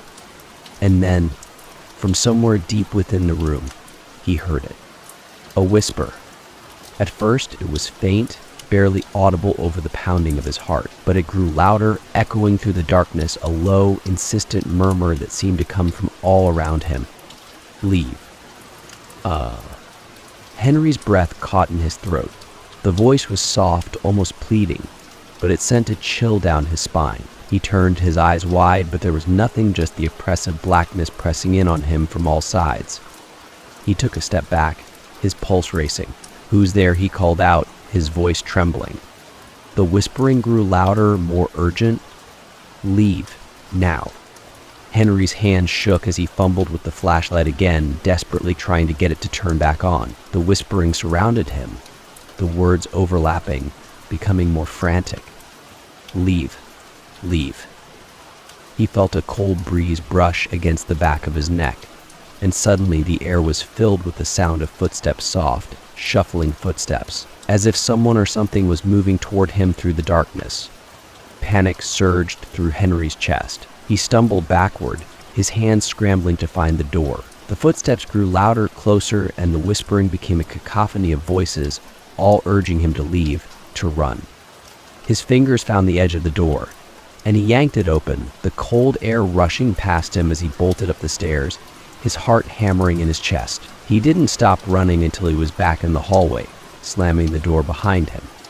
For days after the incident, Henry tried to forget about the door. He convinced himself it had been a dream, a product of exhaustion and overactive imagination. But no matter how hard he tried, he couldn't shake the memory of the whispers, the cold air, and the footsteps in the dark. The door had disappeared. The next time he checked the hallway, it was gone, no sign of the small, weathered door or the staircase that had led him into the earth. The wall was smooth, unbroken, as if the door had never been there at all.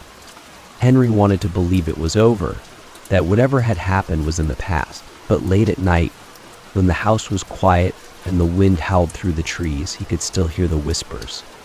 They came from the walls, faint and distant, but unmistakable. "Leave. Henry tried to ignore them, but each night the voices grew louder, more insistent. The sense of unease in the house became unbearable, and he began to feel like he was being watched, like something was waiting for him, just out of sight. Finally, one night, as Henry lay in bed, the whispers stopped. For a moment, the house was silent, and Henry felt a strange sense of relief. But then, from the corner of the room, he heard the creak of a door opening. A door that wasn't there. The first time Clara saw the man, she was sitting in her living room, sipping tea and reading a book. It was early evening, and the sky outside had just begun to darken. Her apartment was on the third floor of an old brick building, nestled in the heart of a quiet neighborhood. She had moved there recently, excited to start fresh in a new town where no one knew her. Everything had been perfect. The apartment was cozy, her neighbors were friendly, and the surrounding area was peaceful. But that night, as she glanced up from her book, something caught her eye, a figure standing just outside her living room window. Clara's heart skipped a beat. Her apartment was 3 floors up, and there was no balcony outside that window. There was no way anyone could be standing there. But there he was, a man dressed in dark, tattered clothes, his face obscured by the shadows. He stood perfectly still, his hands pressed against the glass, his head tilted slightly as though he was watching her. Clara blinked, her breath catching in her throat. She felt her pulse quicken as her mind raced to make sense of what she was seeing. Was it a trick of the light? A reflection from something outside? But no, the man was there. Slowly, cautiously, Clara stood up and moved toward the window, her eyes never leaving the figure. The closer she got, the more real he seemed. His clothes were ragged, his posture unnatural, and his face. She still couldn't see his face. Her hands trembled as she reached for the curtains, her heart pounding in her chest. She yanked them closed, blocking out the figure and plunging the room into darkness. She stood there for a moment, breathing heavily, trying to calm her racing heart. It was just your imagination, she told herself. There's no one outside. But as she backed away from the window, the uneasy feeling lingered. She couldn't explain what she had seen, and the more she tried to convince herself it wasn't real, the more the image of the man burned in her mind. That night, Clara barely slept. She kept the curtains closed, but every little creak and groan of the building made her jump. She couldn't shake the feeling that someone was outside, watching her. The next morning, in the harsh light of day, the events of the previous night seemed almost silly. She had probably just imagined it. Maybe it had been a shadow or her tired mind playing tricks on her. Clara decided to put it behind her and go about her day. But that evening, just as the sun began to set, Clara's unease returned. She sat in her living room, her eyes constantly flicking toward the closed curtains. She told herself not to look, not to think about it, but curiosity gnawed at her. Finally, she couldn't take it anymore. Clara stood up and, with a deep breath, pulled the curtains open. The man was back. He stood in the exact same spot as before, his hands pressed against the glass, his dark silhouette framed by the fading light outside. His head was tilted slightly, as if he were examining her, waiting for her to notice him. Clara's blood ran cold. This time there was no doubt. He was real. But how? How was he standing outside her third-floor window? Her heart pounded as she stumbled back from the window, her mind reeling. Should she call the police? Should she run? Her phone was on the coffee table, but she was too scared to move. The man didn't make any sound, didn't move, he just stood there, staring. She reached for the phone, her hands trembling, but just as her fingers brushed the screen, the man disappeared. One moment he was there, and the next, he was gone. Clara stared at the empty window, her breath coming in short, panicked gasps. She felt a chill run down her spine as she slowly approached the glass, her eyes scanning the street below. But there was no one there. The man had vanished. Her mind raced. Maybe he jumped, but that didn't make sense. He couldn't have been standing outside her window in the first place, and there was no sign of him anywhere. Clara pulled the curtains closed again, her hands shaking. She didn't know what was happening, but she knew one thing: she wasn't safe. The following days were tense. Clara tried to avoid thinking about the man, but the fear lingered. Every night, As dusk approached, she found herself glancing nervously at the window, dreading what she might see. She kept the curtains closed, but the feeling that someone was watching her never went away. And then, one night just after midnight, Clara heard it. A soft tapping on the window. She froze, her body tense, her heart pounding in her chest. The sound was faint at first, barely audible over the quiet hum of the city outside, but it was there, rhythmic and insistent. Tap, tap, tap. Her breath caught in her throat as she slowly turned toward the window. The curtains were closed, but she could see the faint outline of a figure standing just beyond them. The tapping continued. Tap, tap. Clara's pulse quickened as she backed away from the window, her mind screaming at her to run, to leave the apartment and never come back. But she couldn't move. She was frozen in place, her eyes locked on the curtains. The tapping grew louder. Tap, tap, tap. She grabbed her phone, her fingers trembling as she fumbled to unlock it. Her heart raced as she dialed 911, her breath coming in short, shallow gasps. The operator's voice crackled on the other end. 911, what's your emergency? Clara swallowed hard, her voice shaking. There's someone outside my window. I'm on the 3rd floor, but there's a man. He's tapping on the glass. The tapping stopped. For a moment, there was silence. Clara held her breath, waiting. Then, from behind the curtains, she heard it. A voice. Clara. Her blood turned to ice. The voice was soft, almost a whisper, but it was unmistakable. The man knew her name. Clara, the voice repeated, more insistent now. Let me in. Clara dropped the phone, backing away from the window, her heart slamming in her chest. The voice was calm, almost soothing, but there was something wrong about it, something inhuman. Let me in, Clara. Her legs shook as she stumbled toward the door, her mind racing. She didn't know how he knew her name, or how he was standing outside her 3rd floor window, but she knew she couldn't stay there any longer. As she reached for the door handle, she heard the voice again, closer this time. I'm waiting for you, Clara. Without another thought, Clara yanked open the door and fled down the hallway, her footsteps echoing loudly in the empty building. She didn't stop running until she was outside, standing in the middle of the street, gasping for breath. She glanced up at her apartment window, half expecting to see the man standing there, watching her from behind the glass. But the window was dark, the curtains still drawn.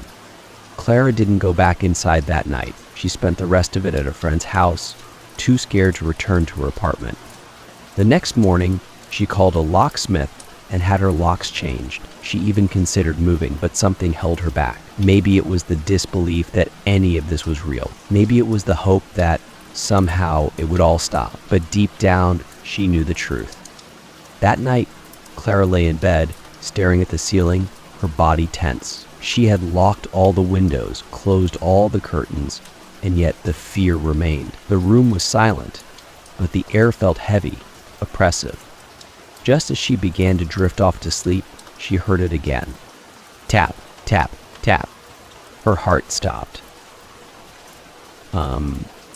Slowly, she turned toward the window, her breath catching in her throat. The curtains were closed, but she could see the faint outline of a figure standing just beyond them. And then, the voice came. Clara, let me in. The town of Hollow Creek had its share of legends, but the one that haunted everyone's thoughts the most was about the light in the forest. People claimed that, deep in the woods, there was a glowing, pulsing light that appeared without explanation. Some said it was a ghost, others believed it was something far older and darker than any spirit, but no one could say for certain because those who went to find it never came back the same.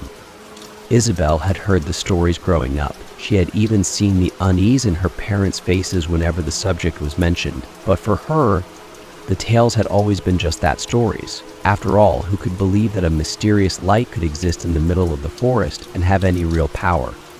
But everything changed when her brother James went missing. He had always been more reckless than she was, more daring. He had been fascinated by the legend, convinced that the light was real, and he wanted to prove it. One summer night, without telling anyone, James had ventured into the woods to find the source of the light. He never came back. That was 6 months ago, and the grief had hollowed Isabel. Her parents had given up hope, convinced that James was gone for good, but Isabel wasn't ready to let go. She needed answers, closure, something that could explain what had happened. And if the stories about the light were true, she needed to see it for herself. So one cold winter evening, Isabel packed a small bag, grabbed a flashlight, and made her way into the woods. The forest was eerily silent. The usual sounds of rustling leaves and distant animals were absent, replaced by a heavy, unnatural stillness. Isabel's breath fogged in the cold air as she walked deeper into the trees, the flashlight beam cutting through the darkness. She hadn't been in these woods since she was a child, and even then she had stayed close to the edge. Now, every step she took seemed to carry her further from the world she knew, as if the forest itself was pulling her in, drawing her toward something. The ground was uneven, roots and fallen branches making it difficult to navigate, but Isabel pushed on. Her mind raced with thoughts of James, of where he could be. She couldn't help but feel the weight of the stories pressing down on her. What if he had found the light? What if the light had taken him?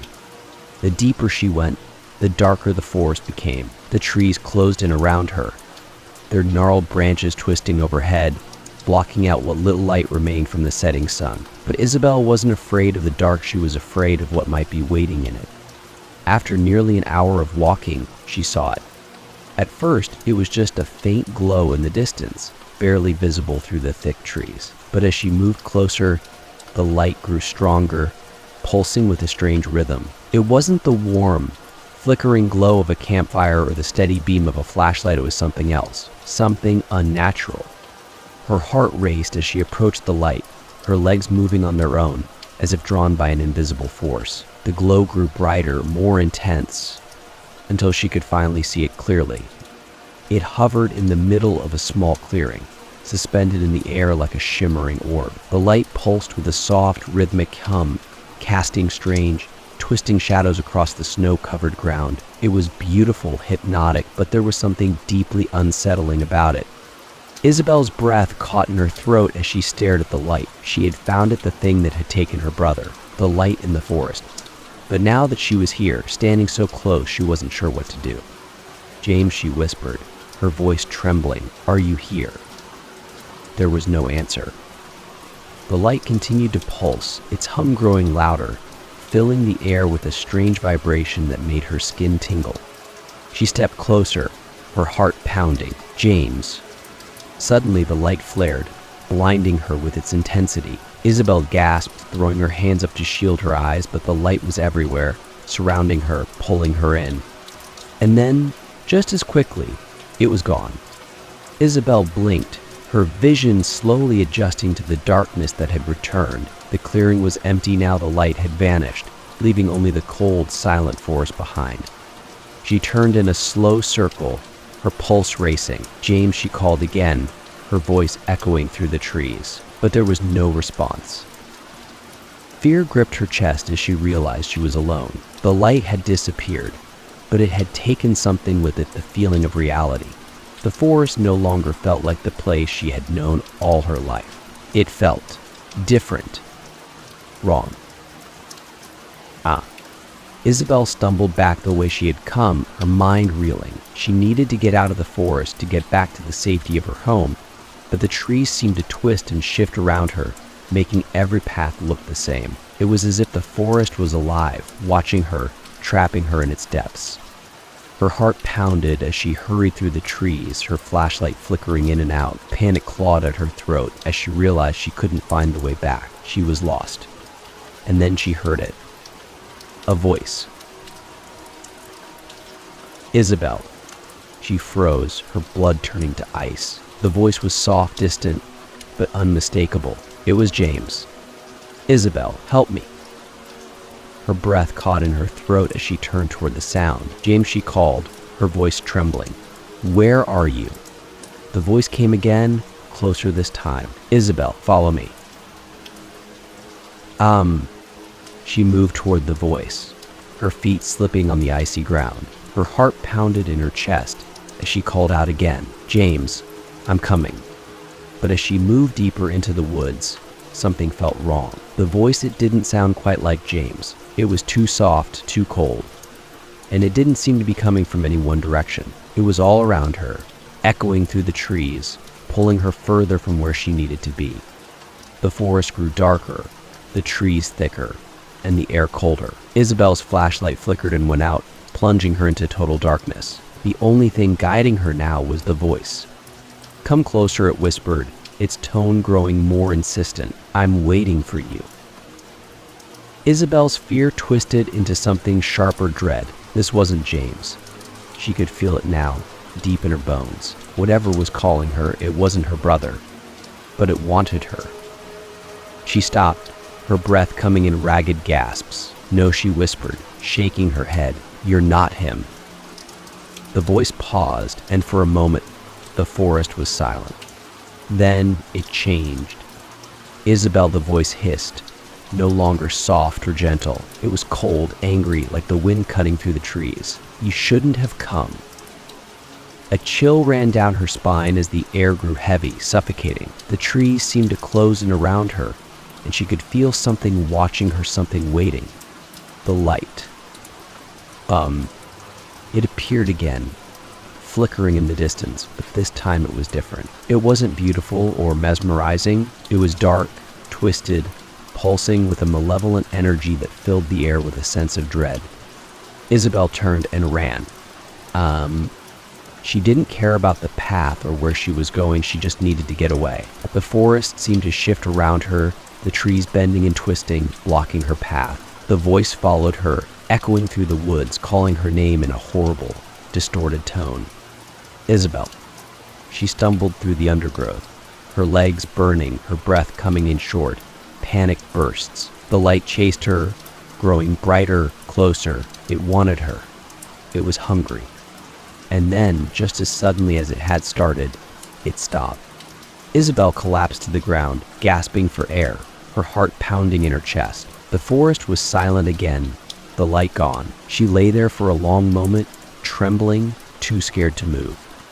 When she finally opened her eyes, she realized she was at the edge of the forest. The familiar lights of the town flickered in the distance, just beyond the trees. She had made it out. But as she stood, her legs shaking, she couldn't shake the feeling that something was watching her. She turned back toward the woods, her breath catching in her throat. In the distance, deep within the darkness of the forest, the light flickered once more, and this time it was waiting for her to return. When Sophie inherited her aunt's old house, it felt like a second chance. The place had always held a strange fascination for her, a large, Victorian mansion on the outskirts of town, surrounded by sprawling gardens and a forest that seemed to stretch on forever. She remembered visiting as a child, running through the gardens and exploring the house's many rooms, but there had always been one room she wasn't allowed to enter. Her aunt had called it the locked room. No one was ever permitted inside, and Sophie had never questioned it. But now that the house was hers, curiosity got the best of her. The key to the room had been left in a small, ornate box among her aunt's belongings, and Sophie couldn't stop thinking about what might be behind the door.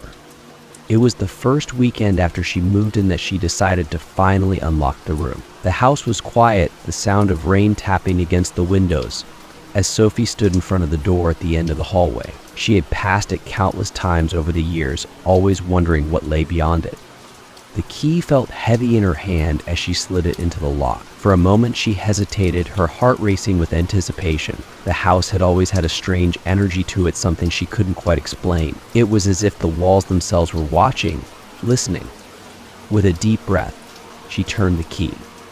The lock clicked open, and the door creaked as she pushed it inward. The room was small, surprisingly simple compared to the rest of the house. There was no grand furniture, no dusty antiques, just a plain wooden floor and bare walls. A single window looked out over the overgrown garden, and in the center of the room, there was an old rocking chair. It sat alone, facing the window, as though waiting for someone to sit in it. Sophie stepped inside, her eyes scanning the room for any clues as to why it had been locked for so many years. There was nothing out of the ordinary. No hidden treasures, no strange markings, just the chair and the quiet hum of the rain outside. But as she moved closer to the chair, she noticed something. The air felt colder in the room, like a draft was coming from somewhere, but there were no open windows. It was subtle at first, but the temperature continued to drop as she stood there, a chill creeping up her spine. She looked around, feeling a growing sense of unease. Something about the room felt wrong, out of place. The house had always been a bit eerie, but this room was different. It felt alive. Sophie shook her head, trying to brush off the feeling. It's just an empty room, she told herself. There's nothing here. But as she turned to leave, she heard it, a faint creak behind her. Her heart skipped a beat as she spun around, her eyes locked on the rocking chair. It was moving. Ah. The chair swayed gently back and forth, the wooden floor beneath it creaking with each movement. Sophie froze, her breath catching in her throat. There was no wind, no reason for the chair to move, but it was as if an invisible hand was pushing it. Her pulse quickened as she watched the chair rock slowly, rhythmically, as though someone or something was sitting in it. Without thinking, Sophie stepped forward, her mind racing. She reached out, her hand trembling, and touched the back of the chair. The moment her fingers brushed the wood, the room went cold, freezing, as if the temperature had plummeted in an instant. She gasped, pulling her hand back, and the chair stopped moving. For a long moment, everything was silent. Sophie stood there, her body trembling, unsure of what had just happened. The chair was still now, as though it had never moved at all, but the cold lingered, and with it came a sense of dread that settled deep in her chest. She needed to leave. Now. Without looking back, Sophie turned and hurried out of the room, closing the door behind her. Her heart pounded in her chest as she locked it, the key slipping from her hand in her haste. She stood in the hallway for a moment, breathing heavily, trying to calm herself. But even with the door closed, she couldn't shake the feeling that something was still moving inside the room, something unseen. Over the next few days, Sophie tried to forget about the room. She busied herself with unpacking, cleaning, and making the house feel more like home. But the memory of the rocking chair wouldn't leave her. Every time she passed the locked door, she felt a subtle pull, like the room was calling to her. Strange things began to happen. At night, when the house was quiet, she would hear soft creaks coming from the hallway. It sounded like footsteps, slow and deliberate, moving up and down the corridor outside her bedroom. Each time she got up to check, the hallway was empty, the house still. The air in the house felt different, too heavier, colder. It wasn't just the winter chill, it was something else, something unnatural. And then there were the dreams. Sophie started having vivid, unsettling dreams about the room. In her dreams, the door would be open, the rocking chair moving by itself, as it had that day. But she wasn't alone in the room. There was always a figure, faint and shadowy, sitting in the chair. It never turned to face her, but she could feel its presence, watching her, waiting for her to come closer. Each time she woke up, her heart pounding, the air in the room felt colder than before. One night, Sophie woke to the sound of creaking. At first, she thought it was part of her dream, the same soft, rhythmic creaking of the rocking chair. But as she lay in bed, her eyes adjusting to the darkness, she realized the sound was real. The chair was moving. She sat up, her pulse quickening, and listened. The sound was faint but unmistakable, the slow, steady creak of the rocking chair, coming from the locked room. Her stomach twisted with fear. She didn't want to go to the door, didn't want to face whatever was inside, but she couldn't ignore it. She had to know. With trembling hands, Sophie grabbed the key and made her way down the hallway. The creaking grew louder as she approached, and when she reached the door, she could feel the cold air seeping through the cracks. She unlocked the door and slowly pushed it open. The room was just as it had been before, empty, except for the rocking chair. But the chair was moving again, swaying back and forth, the floor creaking beneath it. And this time, there was someone sitting in it. Sophie's breath caught in her throat as she stared at the figure. It was a woman, her back to Sophie, dressed in an old-fashioned gown, her long hair falling over her shoulders. The woman rocked gently, her hands resting on the arms of the chair, as though she had been there all along. For a long moment, Sophie stood frozen in the doorway, her mind racing. She didn't know who the woman was or how she had gotten there, but she knew one thing: this wasn't a living person. "Who are you?" Sophie whispered, her voice barely audible. The woman didn't respond.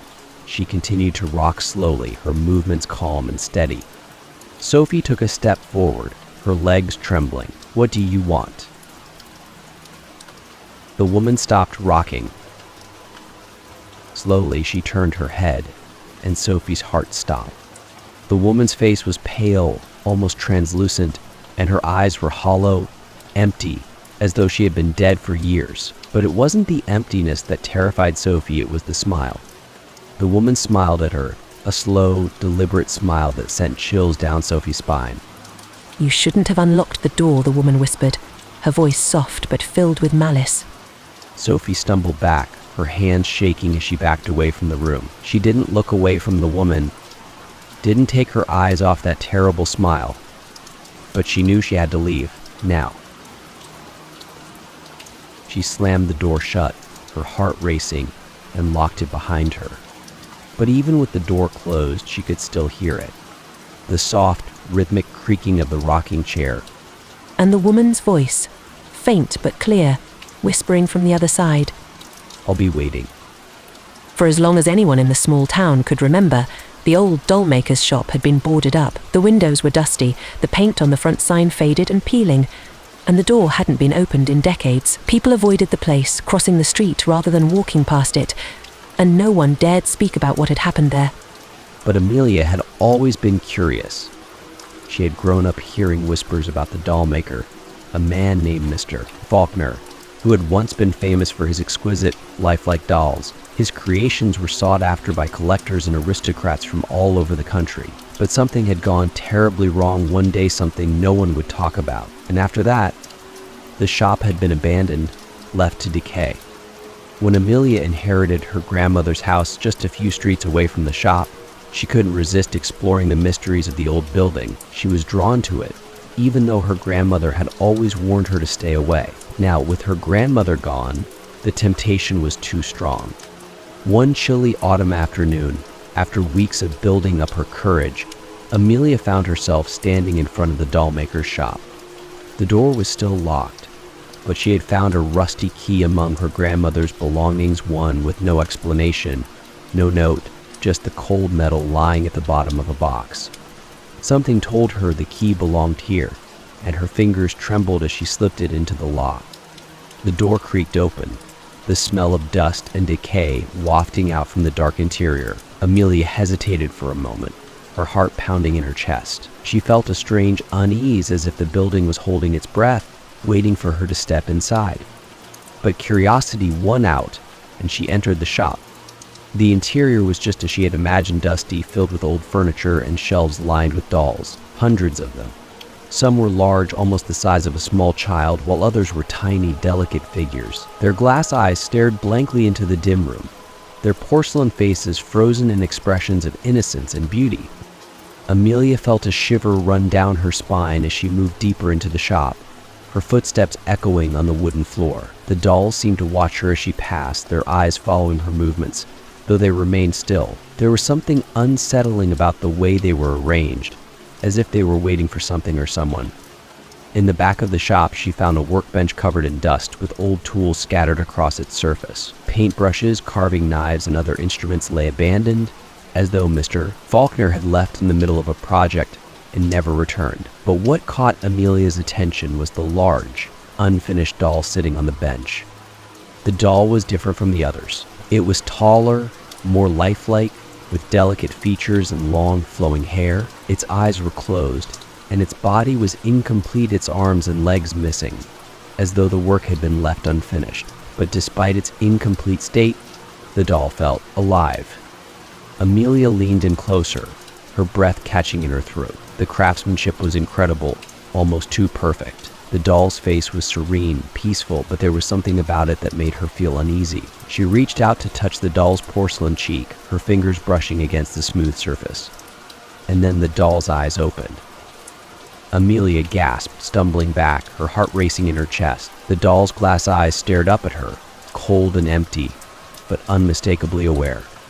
For a long moment, neither of them moved. The shop was silent, the air heavy with dust and tension. Amelia's mind raced, trying to make sense of what had just happened. Dolls didn't open their eyes.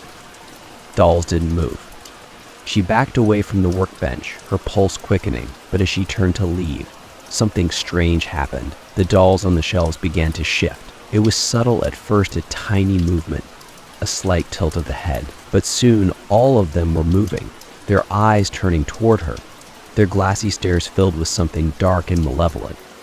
Amelia's stomach twisted with fear as she watched the dolls come to life. Their faces, once innocent, now seemed twisted and sinister. The room was filled with the sound of creaking joints and scraping porcelain as the dolls slowly, methodically began to move. She bolted for the door, her heart slamming in her chest. The doll's eyes followed her as she ran, their tiny hands reaching out, their painted lips parting as if to whisper something she couldn't hear. She reached the door, yanked it open, and fled into the street, slamming the door behind her. But as she ran, she could still feel them watching her. Amelia didn't go near the shop for days. She tried to convince herself it was all in her head, that the stress of her grandmother's death and moving into a new house had gotten to her. But the memory of the dolls, the way their eyes had followed her, haunted her dreams. She couldn't forget what she had seen. And as much as she wanted to stay away, something kept pulling her back to the shop. There were questions she needed answers to.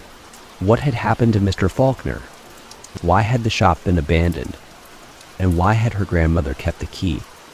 On the night she returned to the shop, it was raining. The wind howled through the streets as she stood outside the door, the rusty key clutched in her hand. She didn't want to go back inside, but she knew she had to. There was something in that shop, something tied to her family, to her grandmother's past that she needed to understand. With a deep breath, she unlocked the door and stepped inside. The shop was just as she had left it, silent, dusty, and filled with dolls. But this time, the air felt different, heavier, darker. It was as if the shop itself had been waiting for her to return.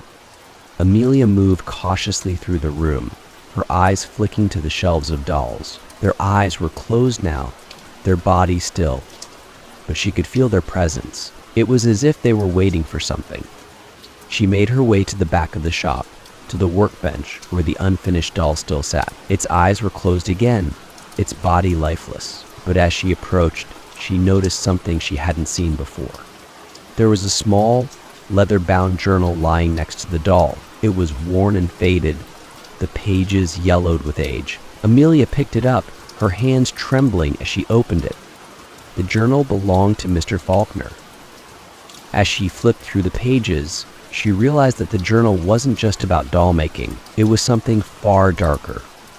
Mr. Faulkner had been obsessed with creating the perfect doll, one that could move, speak, and think like a human. He had spent years experimenting, trying to capture the essence of life in his creations, but his experiments had gone too far. According to the journal, Mr. Faulkner had found a way to transfer the souls of the dead into his dolls. Amelia's blood ran cold as she read the final entry in the journal. I have done it. Read. It read. She is complete. But something is wrong. The dolls, they are waking. I can hear them, whispering in the night. They want something from me. I fear it is too late to stop them. Amelia dropped the journal, her heart racing. The dolls, they weren't just lifeless toys. They were filled with the spirits of the dead. Suddenly, the air in the shop grew colder. The lights flickered, and the sound of creaking filled the room. Amelia's eyes darted to the shelves of dolls. Their eyes were open. They were all staring at her. And then, from the back of the room, she heard a soft, cold voice. Stay with us. Amelia's breath caught in her throat as she turned toward the workbench. The unfinished doll was no longer sitting on the bench. It was standing, its glass eyes locked onto hers, its face twisted into a cruel, knowing smile. You belong to us now, the doll whispered, its voice hollow and unnatural, just like the others. The dolls began to move, their porcelain limbs creaking as they turned toward her, their eyes dark and hungry. Amelia backed away, her heart pounding in her chest. She needed to get out. But as she reached for the door, it slammed shut, locking her inside. The dolls closed in around her, their whispers filling the air, their tiny hands reaching for her. And then, everything went dark. The next morning, the shop was quiet again, its windows dusty, the door locked. The dolls sat on their shelves, motionless, their eyes closed. But if you looked closely enough, you might notice something new, an unfinished doll sitting in the back of the shop, its glass eyes staring blankly ahead, waiting.